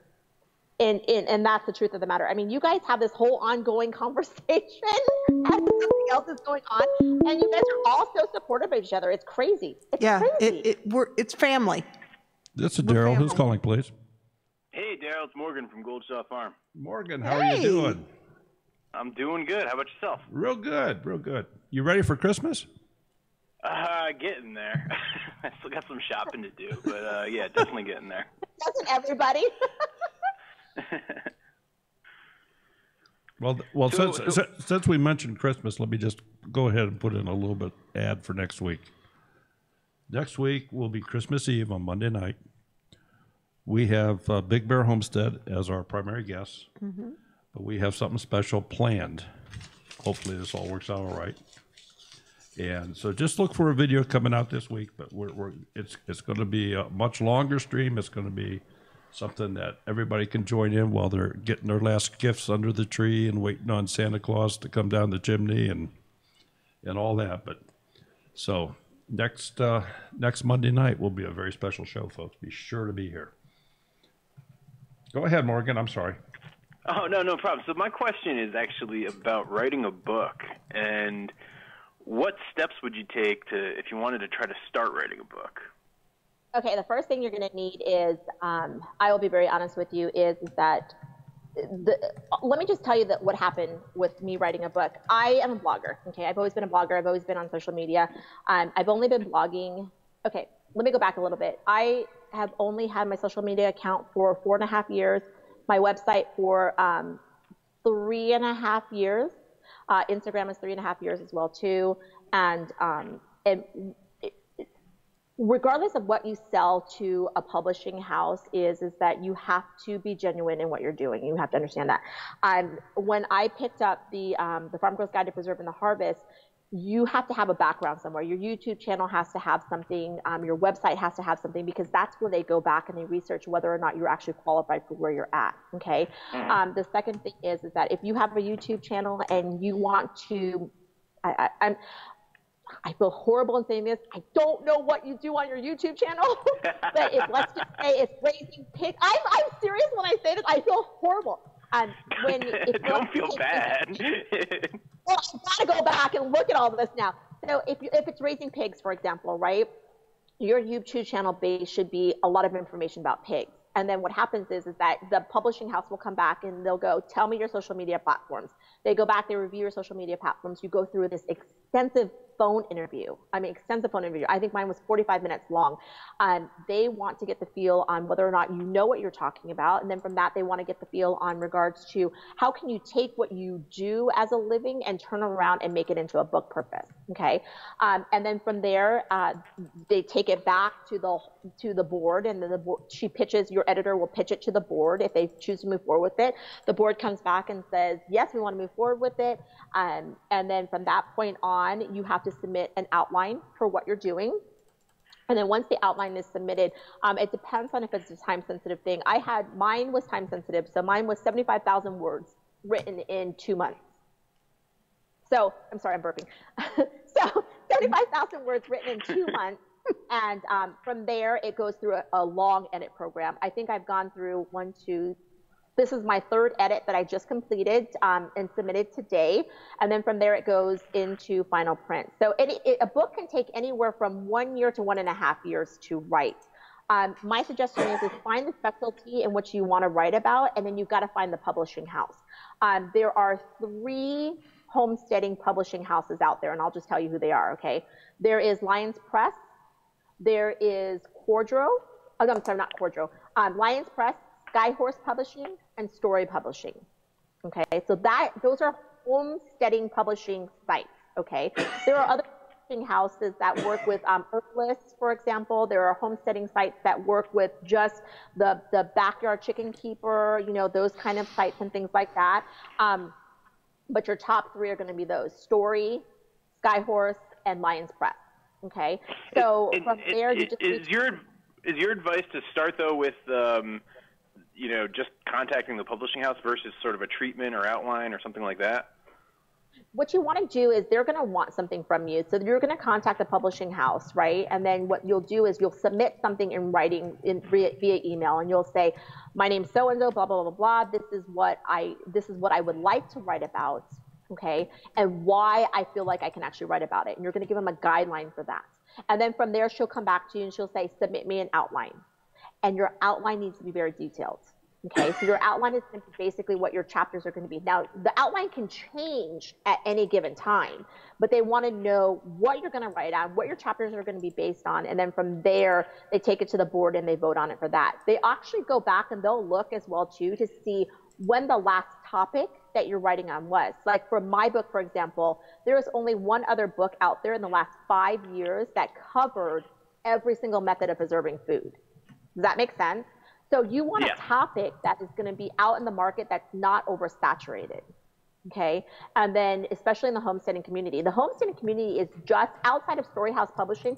The homesteading community is really starting to grow out there right now. Somebody else in Lions Press just wrote a recipe book on maple syrup. So those are things that you can think about. People want to learn this lifestyle, and it's really important that the information is out there. I will tell you, my experience with Lions Press has been amazing, and I am a first-time writer.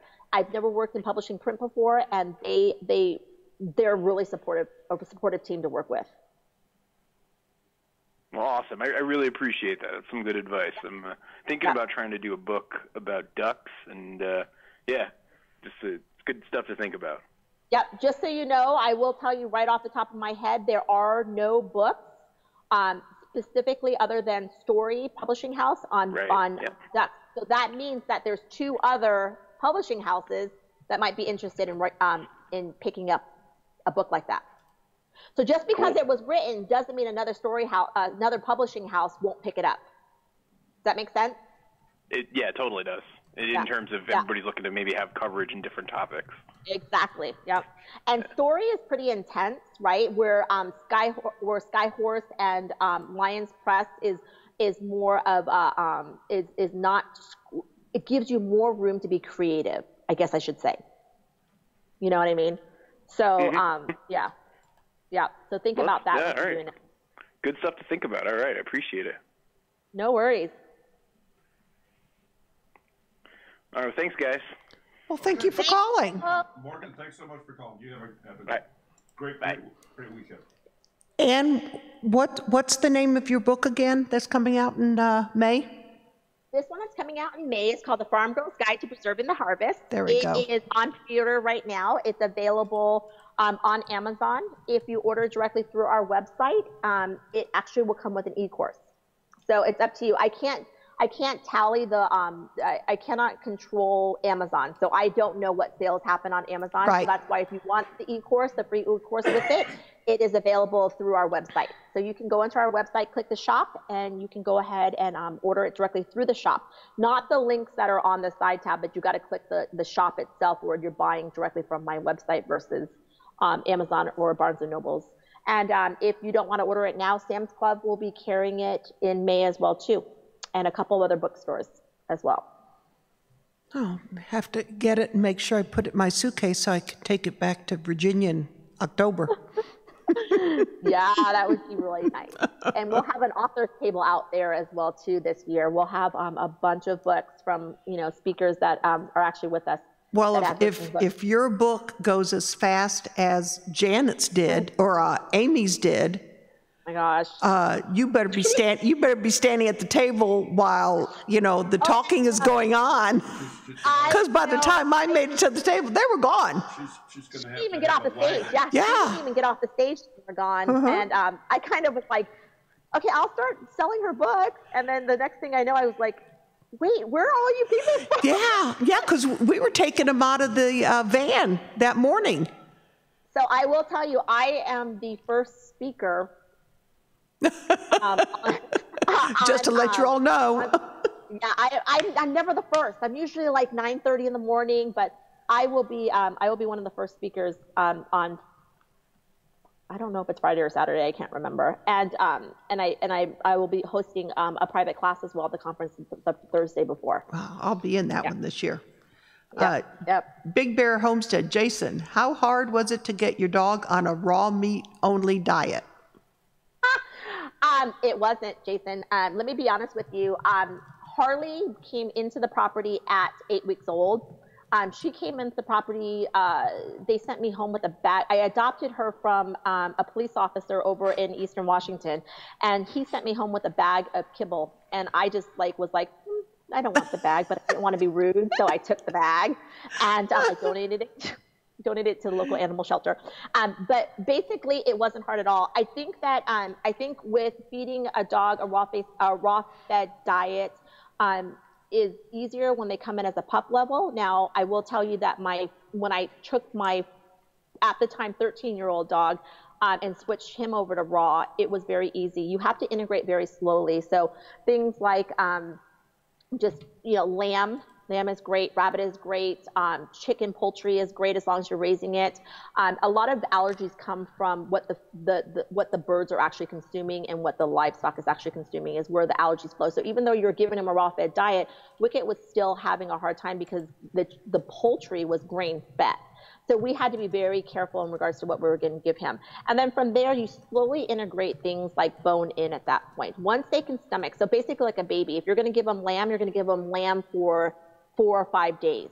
And then from there, you can turn around and you can try another poultry item at that point. Chicken or turkey is great for them. And then from there, you can switch to rabbit. And then from there, you can switch to beef. Pork is something that you can feed them. However, it does leave their stomachs a little bit nauseous and sometimes really extremely gassy. Lost her. Bone in. There we go. And once bone in is incorporated, once you have their bone-in ratio in, then you can start feeding things like organs. You have your liver and things like that. Organs is fed at a very minimum. It is not hard at all. It's actually very easy. And the nice thing about it is that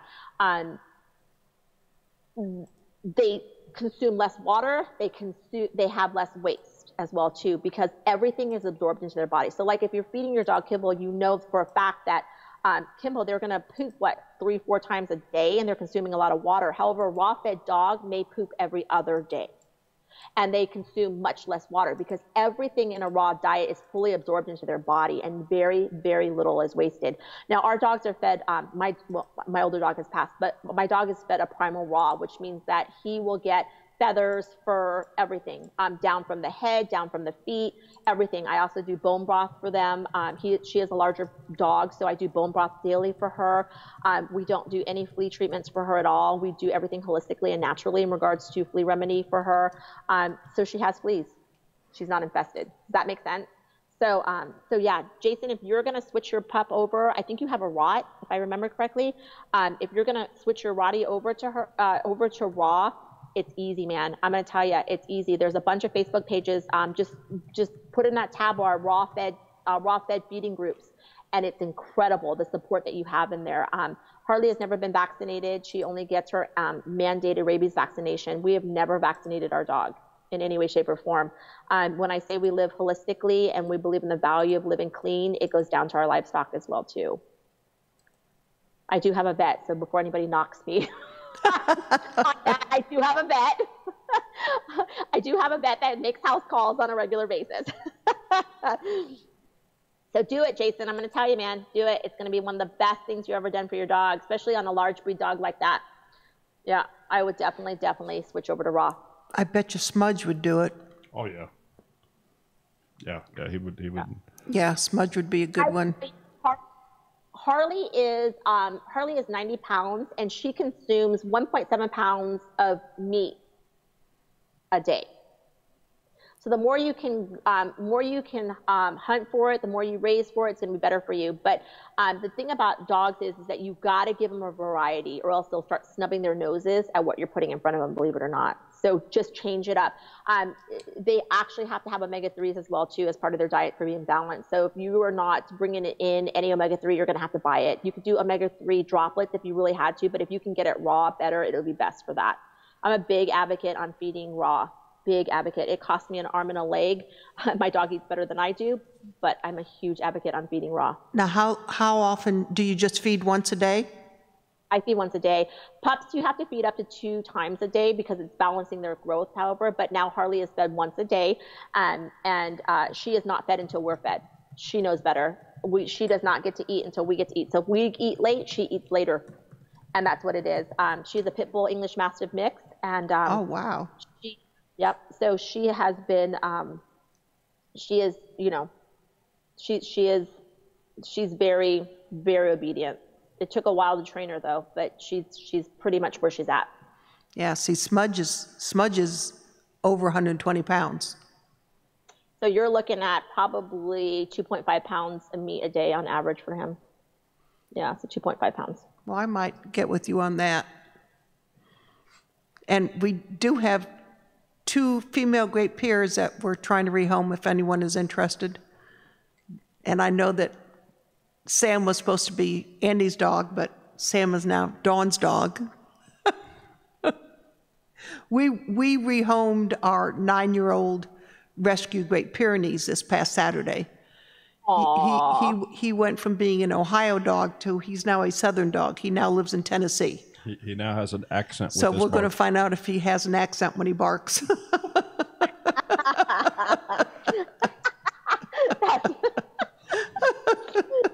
That would be a joke I would give. Well, it wasn't until we rescued him just from down the street, and it wasn't until we got him into where the other dogs were that he taught the other dogs how to howl. There could be an ambulance or siren a mile away, and he will start howling, and the other ones started doing that. So we know when ambulance are coming up the street. Yeah. Yep. But oh, let's see. Oh, now see, Jason said Apollo's 140. Now, see, we haven't weighed Smudge yet. I would need to take him over to the vet to find out. No, I'm sure that he could be up there. Yeah. It felt like it last time he stood up, put his paws on my shoulder. Jeez, yeah, he's a tall boy, that's for sure. Is he on kibble right now? Yes. He's being fed is kibble yes. right now? Okay, so if he's on kibble right now, then your integration. Here's the deal: is that you do not have to integrate half and half as you go. If you're going to integrate something like that, you can just integrate basically cold turkey at that point and just start with the softer general food sources like lamb and chicken and turkey first, and then go from there. Turkey is a lot actually better for their digestive system when they're integrating than turkey. Turkey is better for their digestive system prior to chicken anyways. So just do it as you would a baby. Bone should always be last on that. And then just Google it. You're probably looking at like 3-point-something pounds at a time, if that. And if he's overweight, then you're not going to feed that much at all too. See, Harley is pure muscle. She has 0 body fat on her at all. But mind you, we've been feeding her raw since she's 8 weeks old. So she has no body fat. I mean, when she stands, there's one of my favorite photos on my Facebook page. If you go to my home on that one, is her standing next to a wheelbarrow, and you can see every mass of muscle in her legs and in her up in her chest area.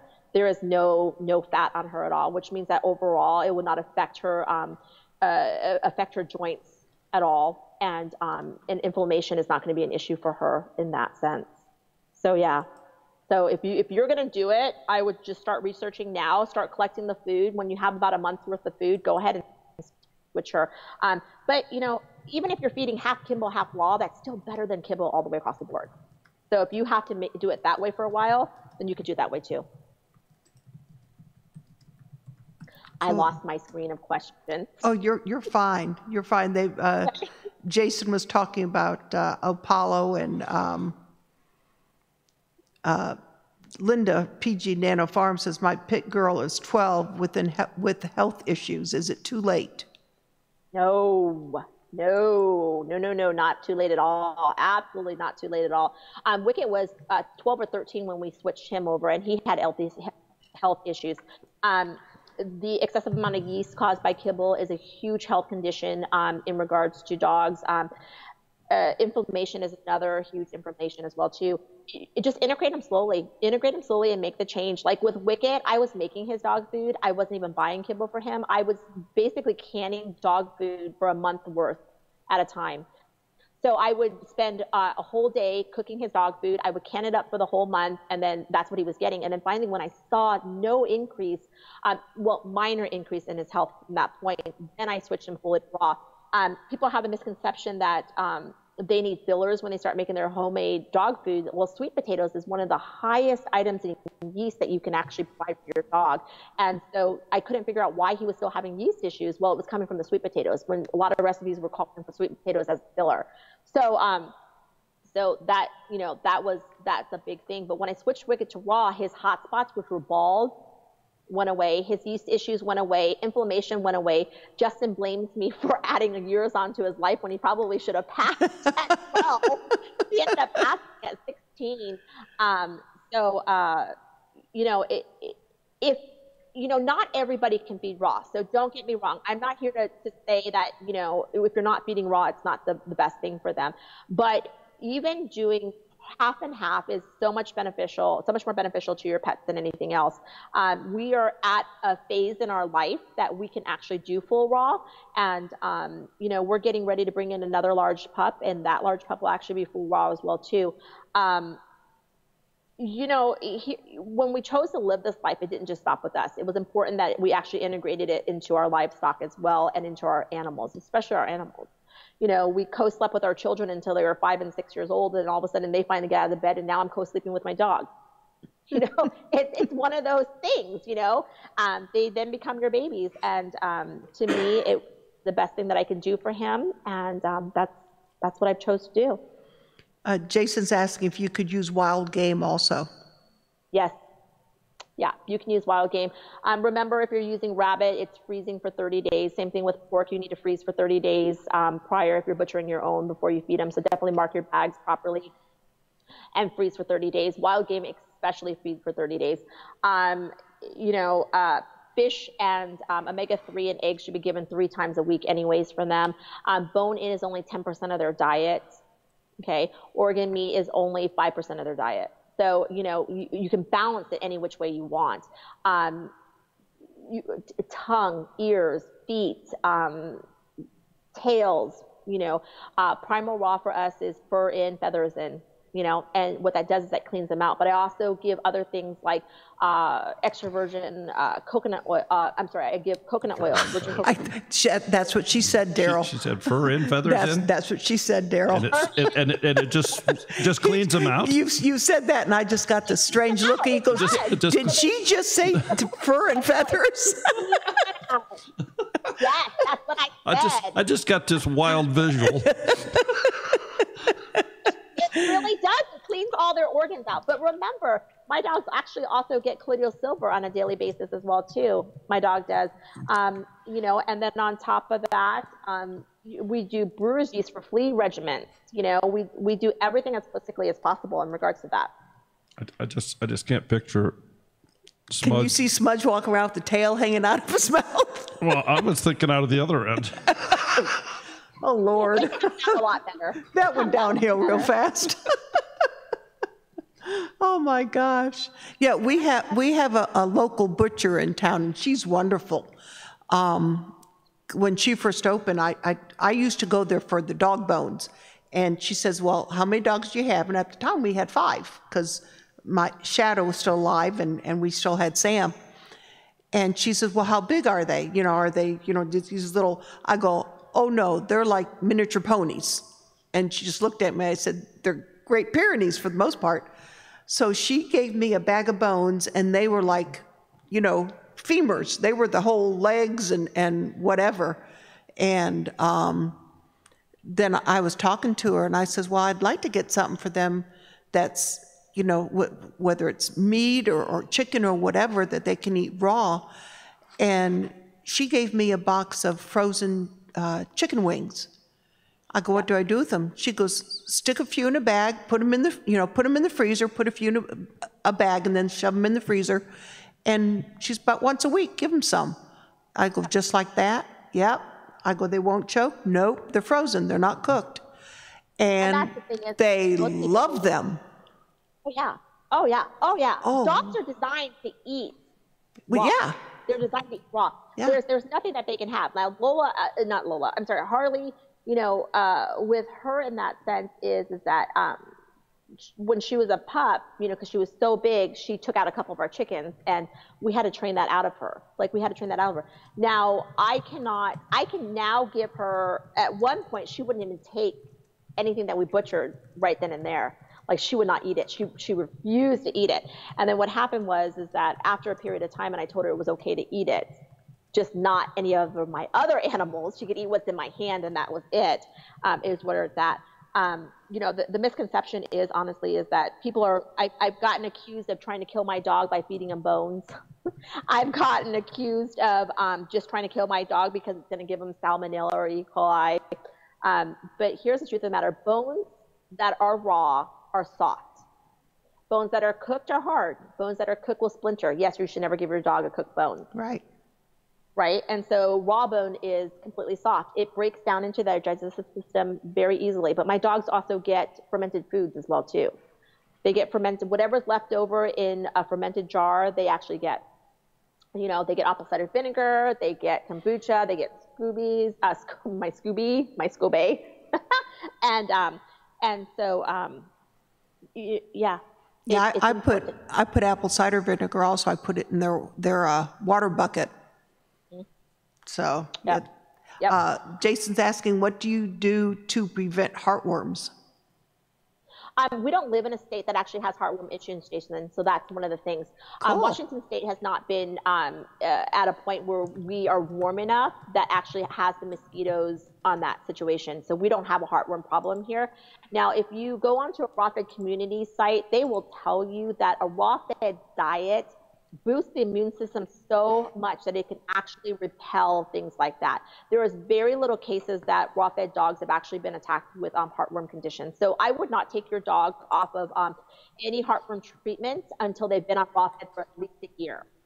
Okay, and mind you, I've never vaccinated Harley other than the mandated rabies vaccination, and that's it.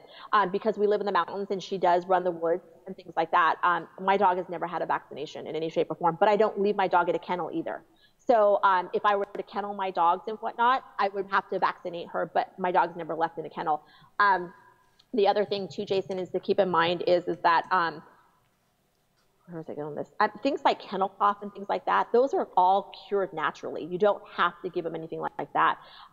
So I would definitely feed your dog a full raw-fed diet for 1 year in order to boost the immune system prior to taking them off any kind of heartworm treatment. It depends on what group you go in and who you're talking to. A lot of them don't even get their dogs fixed in any shape or form. You know, so it just depends. It just depends.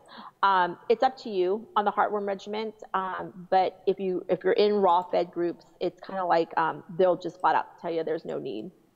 There's no need because the chances of getting heartworms is actually very minimal if you actually did the research on it.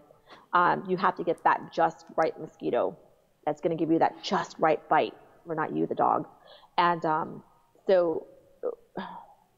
okay, let me be incorrect right here, politically incorrect. Society has us and the government has us believing that we have to be able to treat ourselves and prevent ourselves with all these plethora of chemicals and items and whatnot, even down to dogs.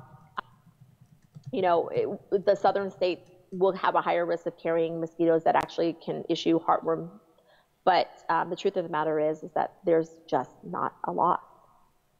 I would join the groups, Jason. If you get on them, just join the groups on that and see what you can learn. But even if and when, and they say it's going to be for the next years, that we'll have to have heartworm pills here, I will not give it to my dog. Not in a million years. But that's me, and I'm not saying it's wrong for you, but it's the research that I've done on it. Good research too. Mm-hmm. Absolutely. My whole rant for the day. That worked for me. We're hearing from the left now. From the left? Don't get me started. Oh my gosh, that's so funny. I think there was a good reason why my camera's not working tonight. Yeah, could be. Could be.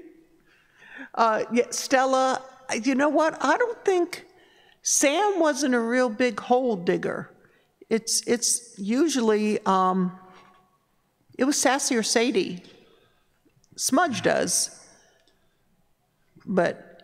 Well, he had that one spot over the corner, but it yeah, he had his own spot that, especially in the summer when it would get real hot, you'll know that they're going to dig a hole because they want to be cool. But Sam was never one to really jump up like Smudge is. No.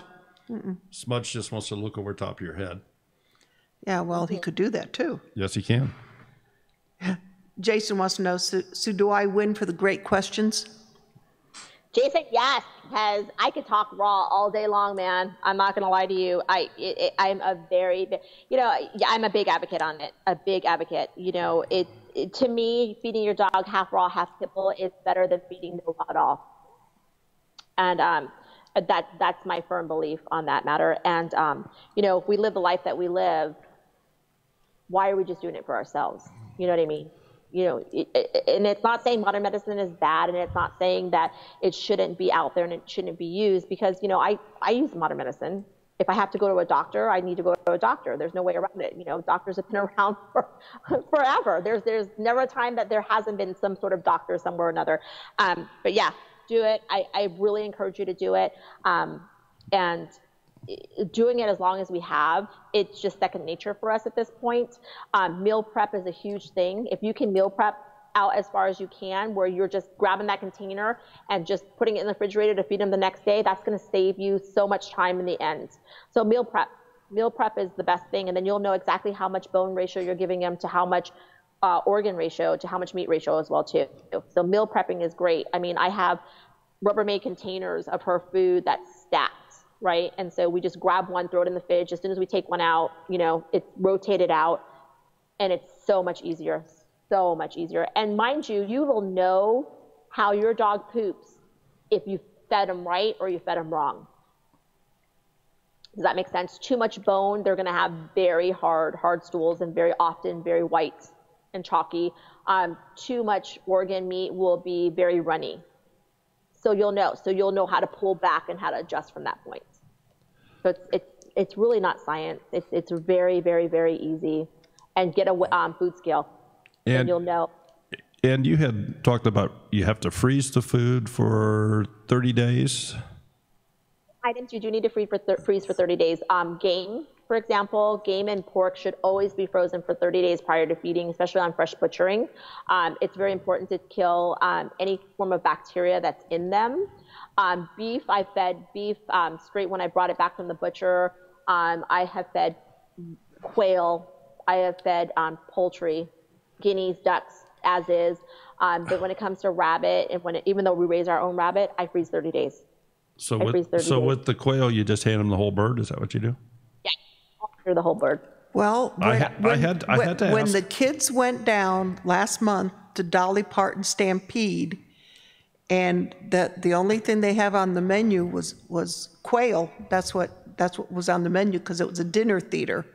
What did Kaylee and Celia tell you that it said on the menu? It didn't say quail. It said what? I don't remember. Chicken nuggets. Chicken nuggets. Okay. And they weren't given silverware. It was all finger food.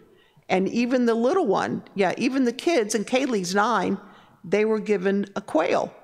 I mean, they're only this big, you know, and I guess they got the biggest kick out of that. They said, oh, yeah. What's it called? They called it a chicken nugget, Nana.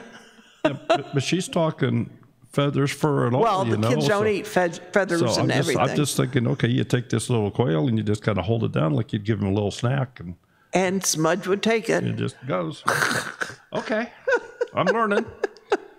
I can see him now. So look at it at first, and then they will. We don't waste anything. The heads from butchering are all frozen for their diets as well too.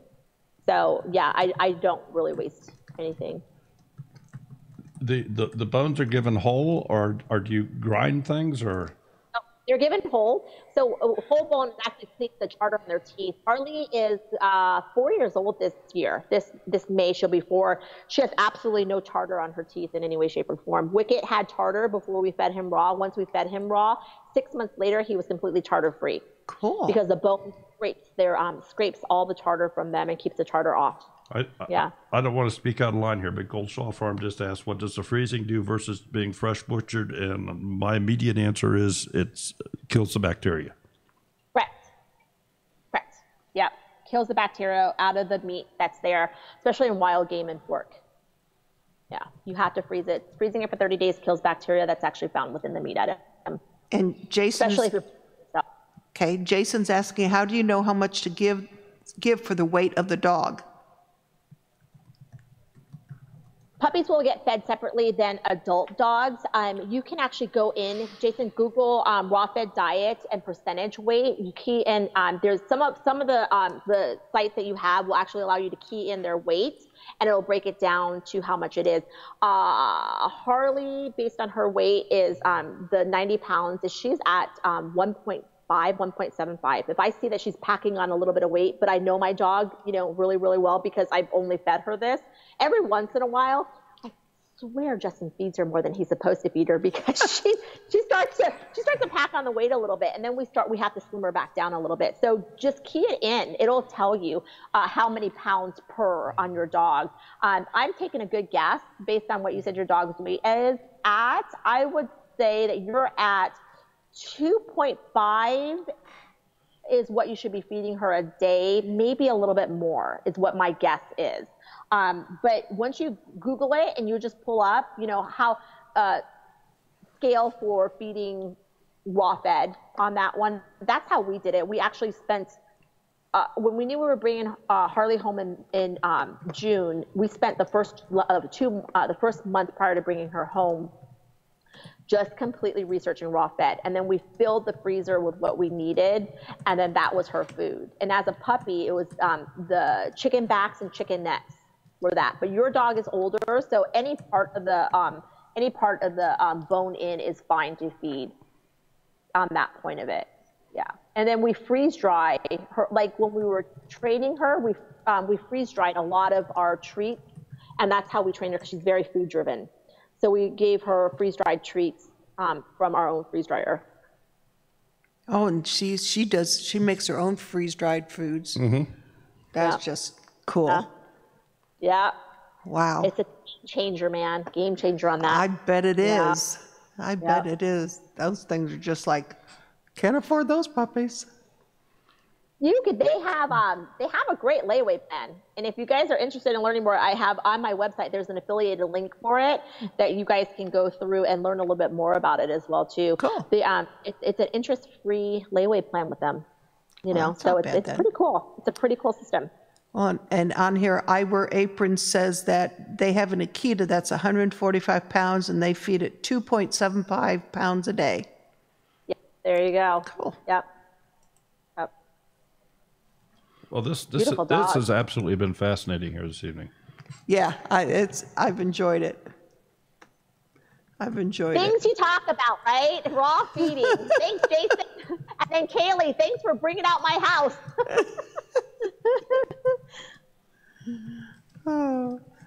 Well, Country Girl has to go. She has to get up for work in the morning, and she has to play musical dogs. well, and it's...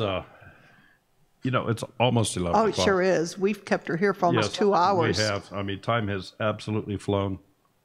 And What's fun? I'm glad I did it. Yay! Good. See there? Oh, I think we need to do it again. Jason wants to know if he could feed Apollo possum.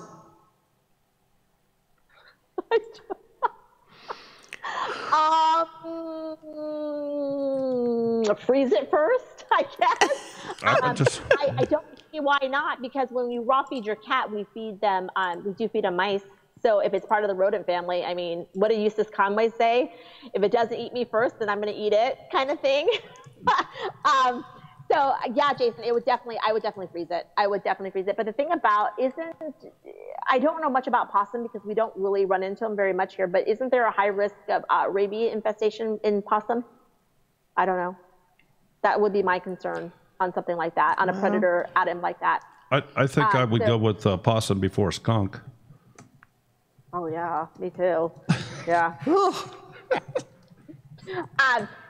Jason, I would definitely, there is no negative thing in being able to feed your dogs, in all honesty. My only thing would be to know actually where your food source is coming from. If you can think that possum, that skunk, that beaver, or that minx, or whatever it is infestation free of disease, you could feed it.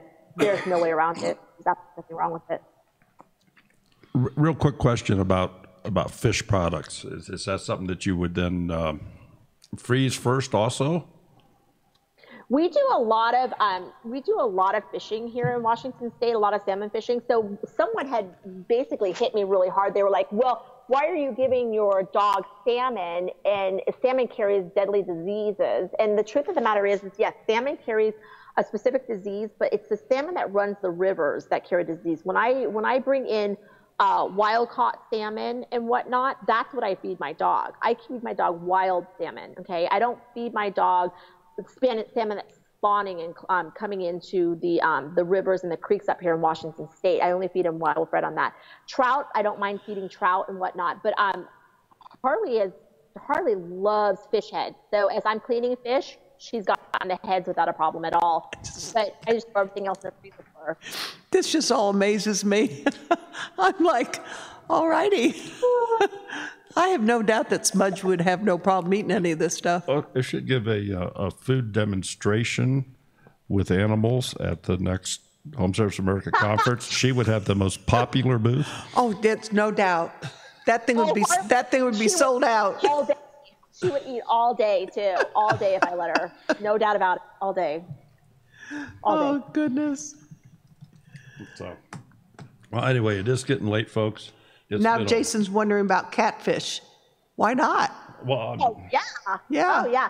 The thing about feeding fish, Jason, is that you want to feed the highest omega-3 that you can find on that. So if you have things like salmon, anchovies, trout, things like that, catfish is a filler for them. It's not really high in omega-3. So what you're feeding the fish for is the purpose of providing omega-3 for them. Okay, so that's why you want to. If you got catfish, it's a filler, but you don't want to give it on a regular basis, right? So it's a filler food in a sense. So if you need a couple pounds thrown in for running short or something or another, yeah, you could do something like that. But the purpose of fish is for omega-3s. They have to have omega-3s in their bloodstream to be able to fully embrace a raw diet. So, when you have wolves and coyotes that are running around, they are fishing. They are in the rivers and the creeks and stuff like that, especially here in Washington State. When the salmon spawn, they die, but that doesn't stop the coyotes and the wolves up in this area from eating off of them.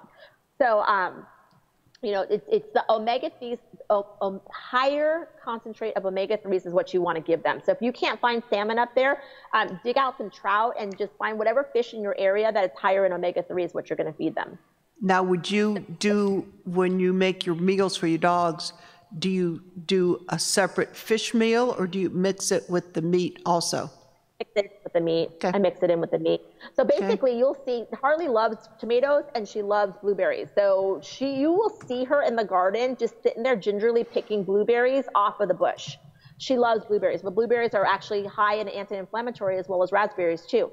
So she will just sit there and go through the garden and just eat raspberries and blueberries as she needs it. Tomatoes she'll just eat because she's a brat. She just loves tomatoes. She's picked apples off my apple tree, things like that. The purpose of it is that when you're feeding them something like that, you know, you want them to have a probiotic as well too, because their gut flora is filtering so much raw food. You got to give them a probiotic of some sort. Okay, so you could do something as minimal as Greek yogurt or farmhouse yogurt, right? It has a higher culture rate on it that you can actually give them a couple of tablespoons. That's going to give them the probiotics to filter.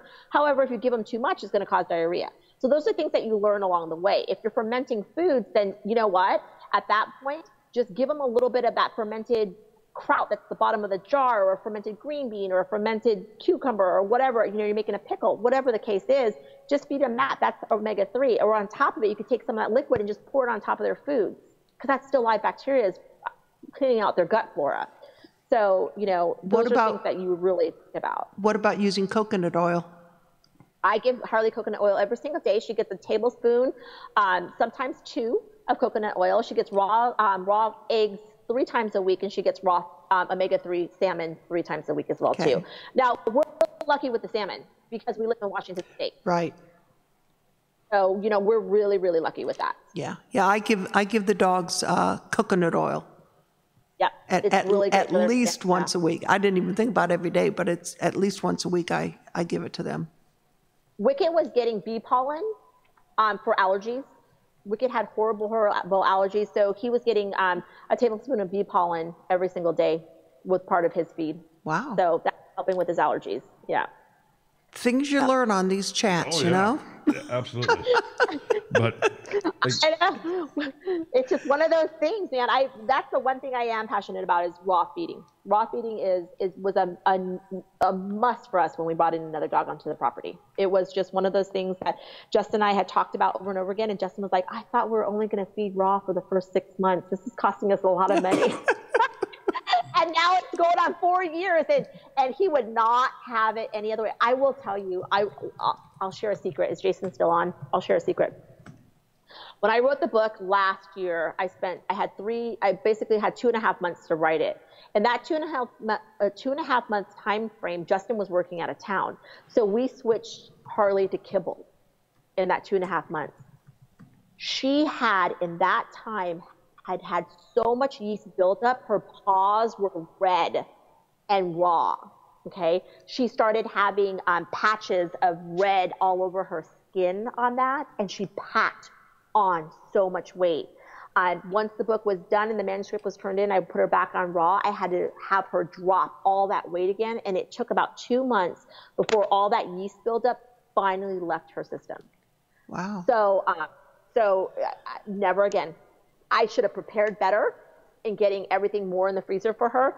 But I can give you testimony of what kibble does, you know, because we went from raw to kibble back to raw again, and taking Wicket off of food and putting him on raw. It's just testimony. It's just testimony of just this. Mm-hmm. You know what I mean? So it's not something that I read and just left at that. It's how do you say, walking the walk? Yeah, it's fact. You can prove it. You have the backup. And City Girl Country Heart, Terry's asking, and I would think yes, can coconut be given to a cat? Yes. My cat. I have a Siamese who I don't feed raw because I don't do rodents, by the way. I don't do rodents. And so Tinkerbell gets a very, very high grade cat food. But I will put coconut oil on my finger and she will lick it off of my finger. And so she loves coconut oil. Yep. And they get colloidal silver in their water every single day as well too. So that's the other thing that I give them in their water is colloidal silver. Yeah. We have one cat. My grandson, when he went back to Ohio State, he took one cat with him. So we have one cat here, Mr. Sugar, and he's an outside cat. And when I give the dogs coconut oil, I put some in his food bowl also, and it's gone. Oh, yeah. Yeah, he has no problem eating it. No. I don't know if you've ever had just coconut oil tasting it. It's got a very interesting taste to it, and the animals just seem to love it. Like Harley, that's one of the first things she does eat out of her bowl is the coconut oil on that one. Jason's asking why the silver. Colloidal silver is the strongest antibacterial item you can provide, and so we build.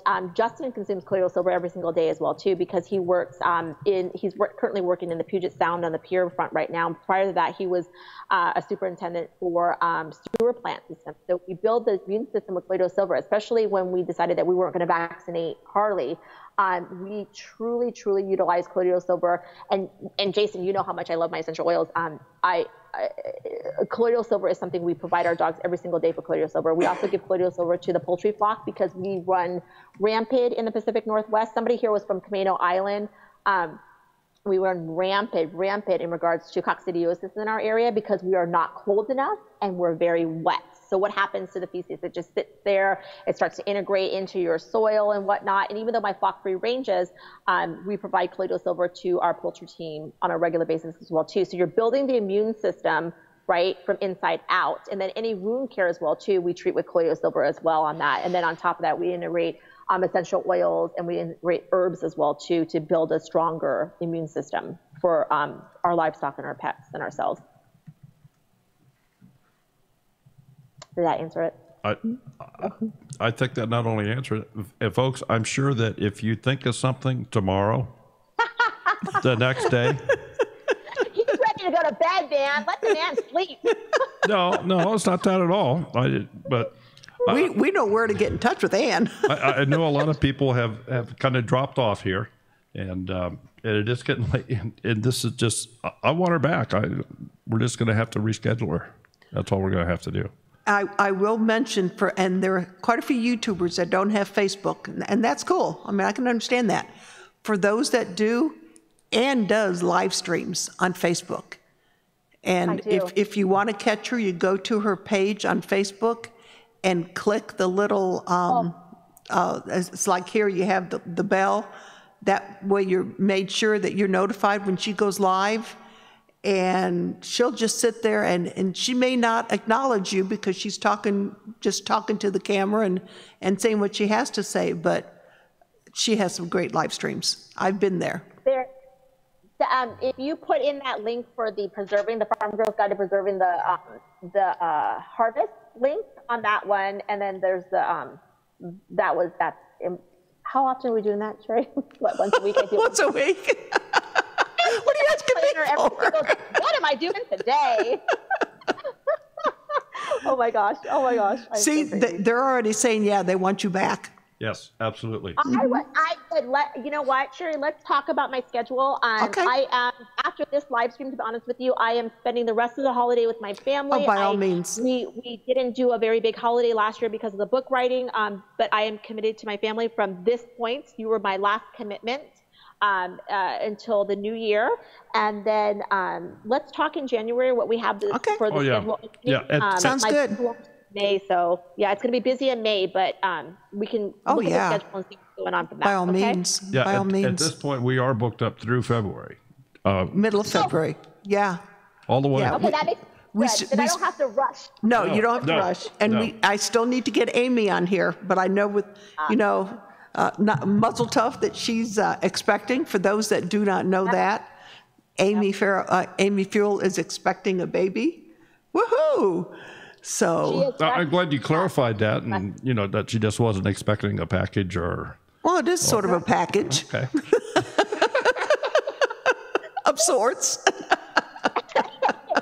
Yeah. So Amy's a little bit. Amy is really resting her, she's 10 years between her child and this one, and so she's really spending a lot of time just kind of resting and kind of drawn back a little bit on social media and whatnot. She's working a lot on HOA, and she and I and Nanda are working on just how else we can serve our community in regards to the lifestyle that we live. So be patient with her. You might not catch her until after the baby's born, though. But you can see, but more than likely, I talk to her every single day, and right now the rest is really what she needs. So yeah. But yep, I can see her next October. She's going to have a backpack or a papoose style. She will. She definitely. Oh, there's no doubt. Yeah, she'll be scooting around there just as she always does. My goodness. Okay, well, I want to thank everybody for being here this evening. Yes, it was great. And we will be rescheduling her sometime next year. Yes. And next Monday night, Christmas Eve, Big Bear Homestead, we have Jason and Robin going to join us. Mm-hmm. So that should be interesting. We'll have to figure out something decent, something good to do for Jason. Think of some good trivia questions, and I will think of some good trivia giveaways for that night. Maybe we'll do something special for that night because it's Christmas Eve. And thank you so much for coming. Thank you for having me. It was awesome, man. It was well worth the wait. Well worth the wait. Oh, thank you. And everybody, her book comes out. Her book comes out May 1st. Pre-order it. You can do that on Amazon, or you can go to her website, she said, and if you purchase it through her website, you get the ebook. You get an e-course. So might even be signed. Might even be, well, if it's, maybe, it might be. I don't know how she's doing those. All right. Or hold it till October and go to Virginia and you can get it signed. Definitely.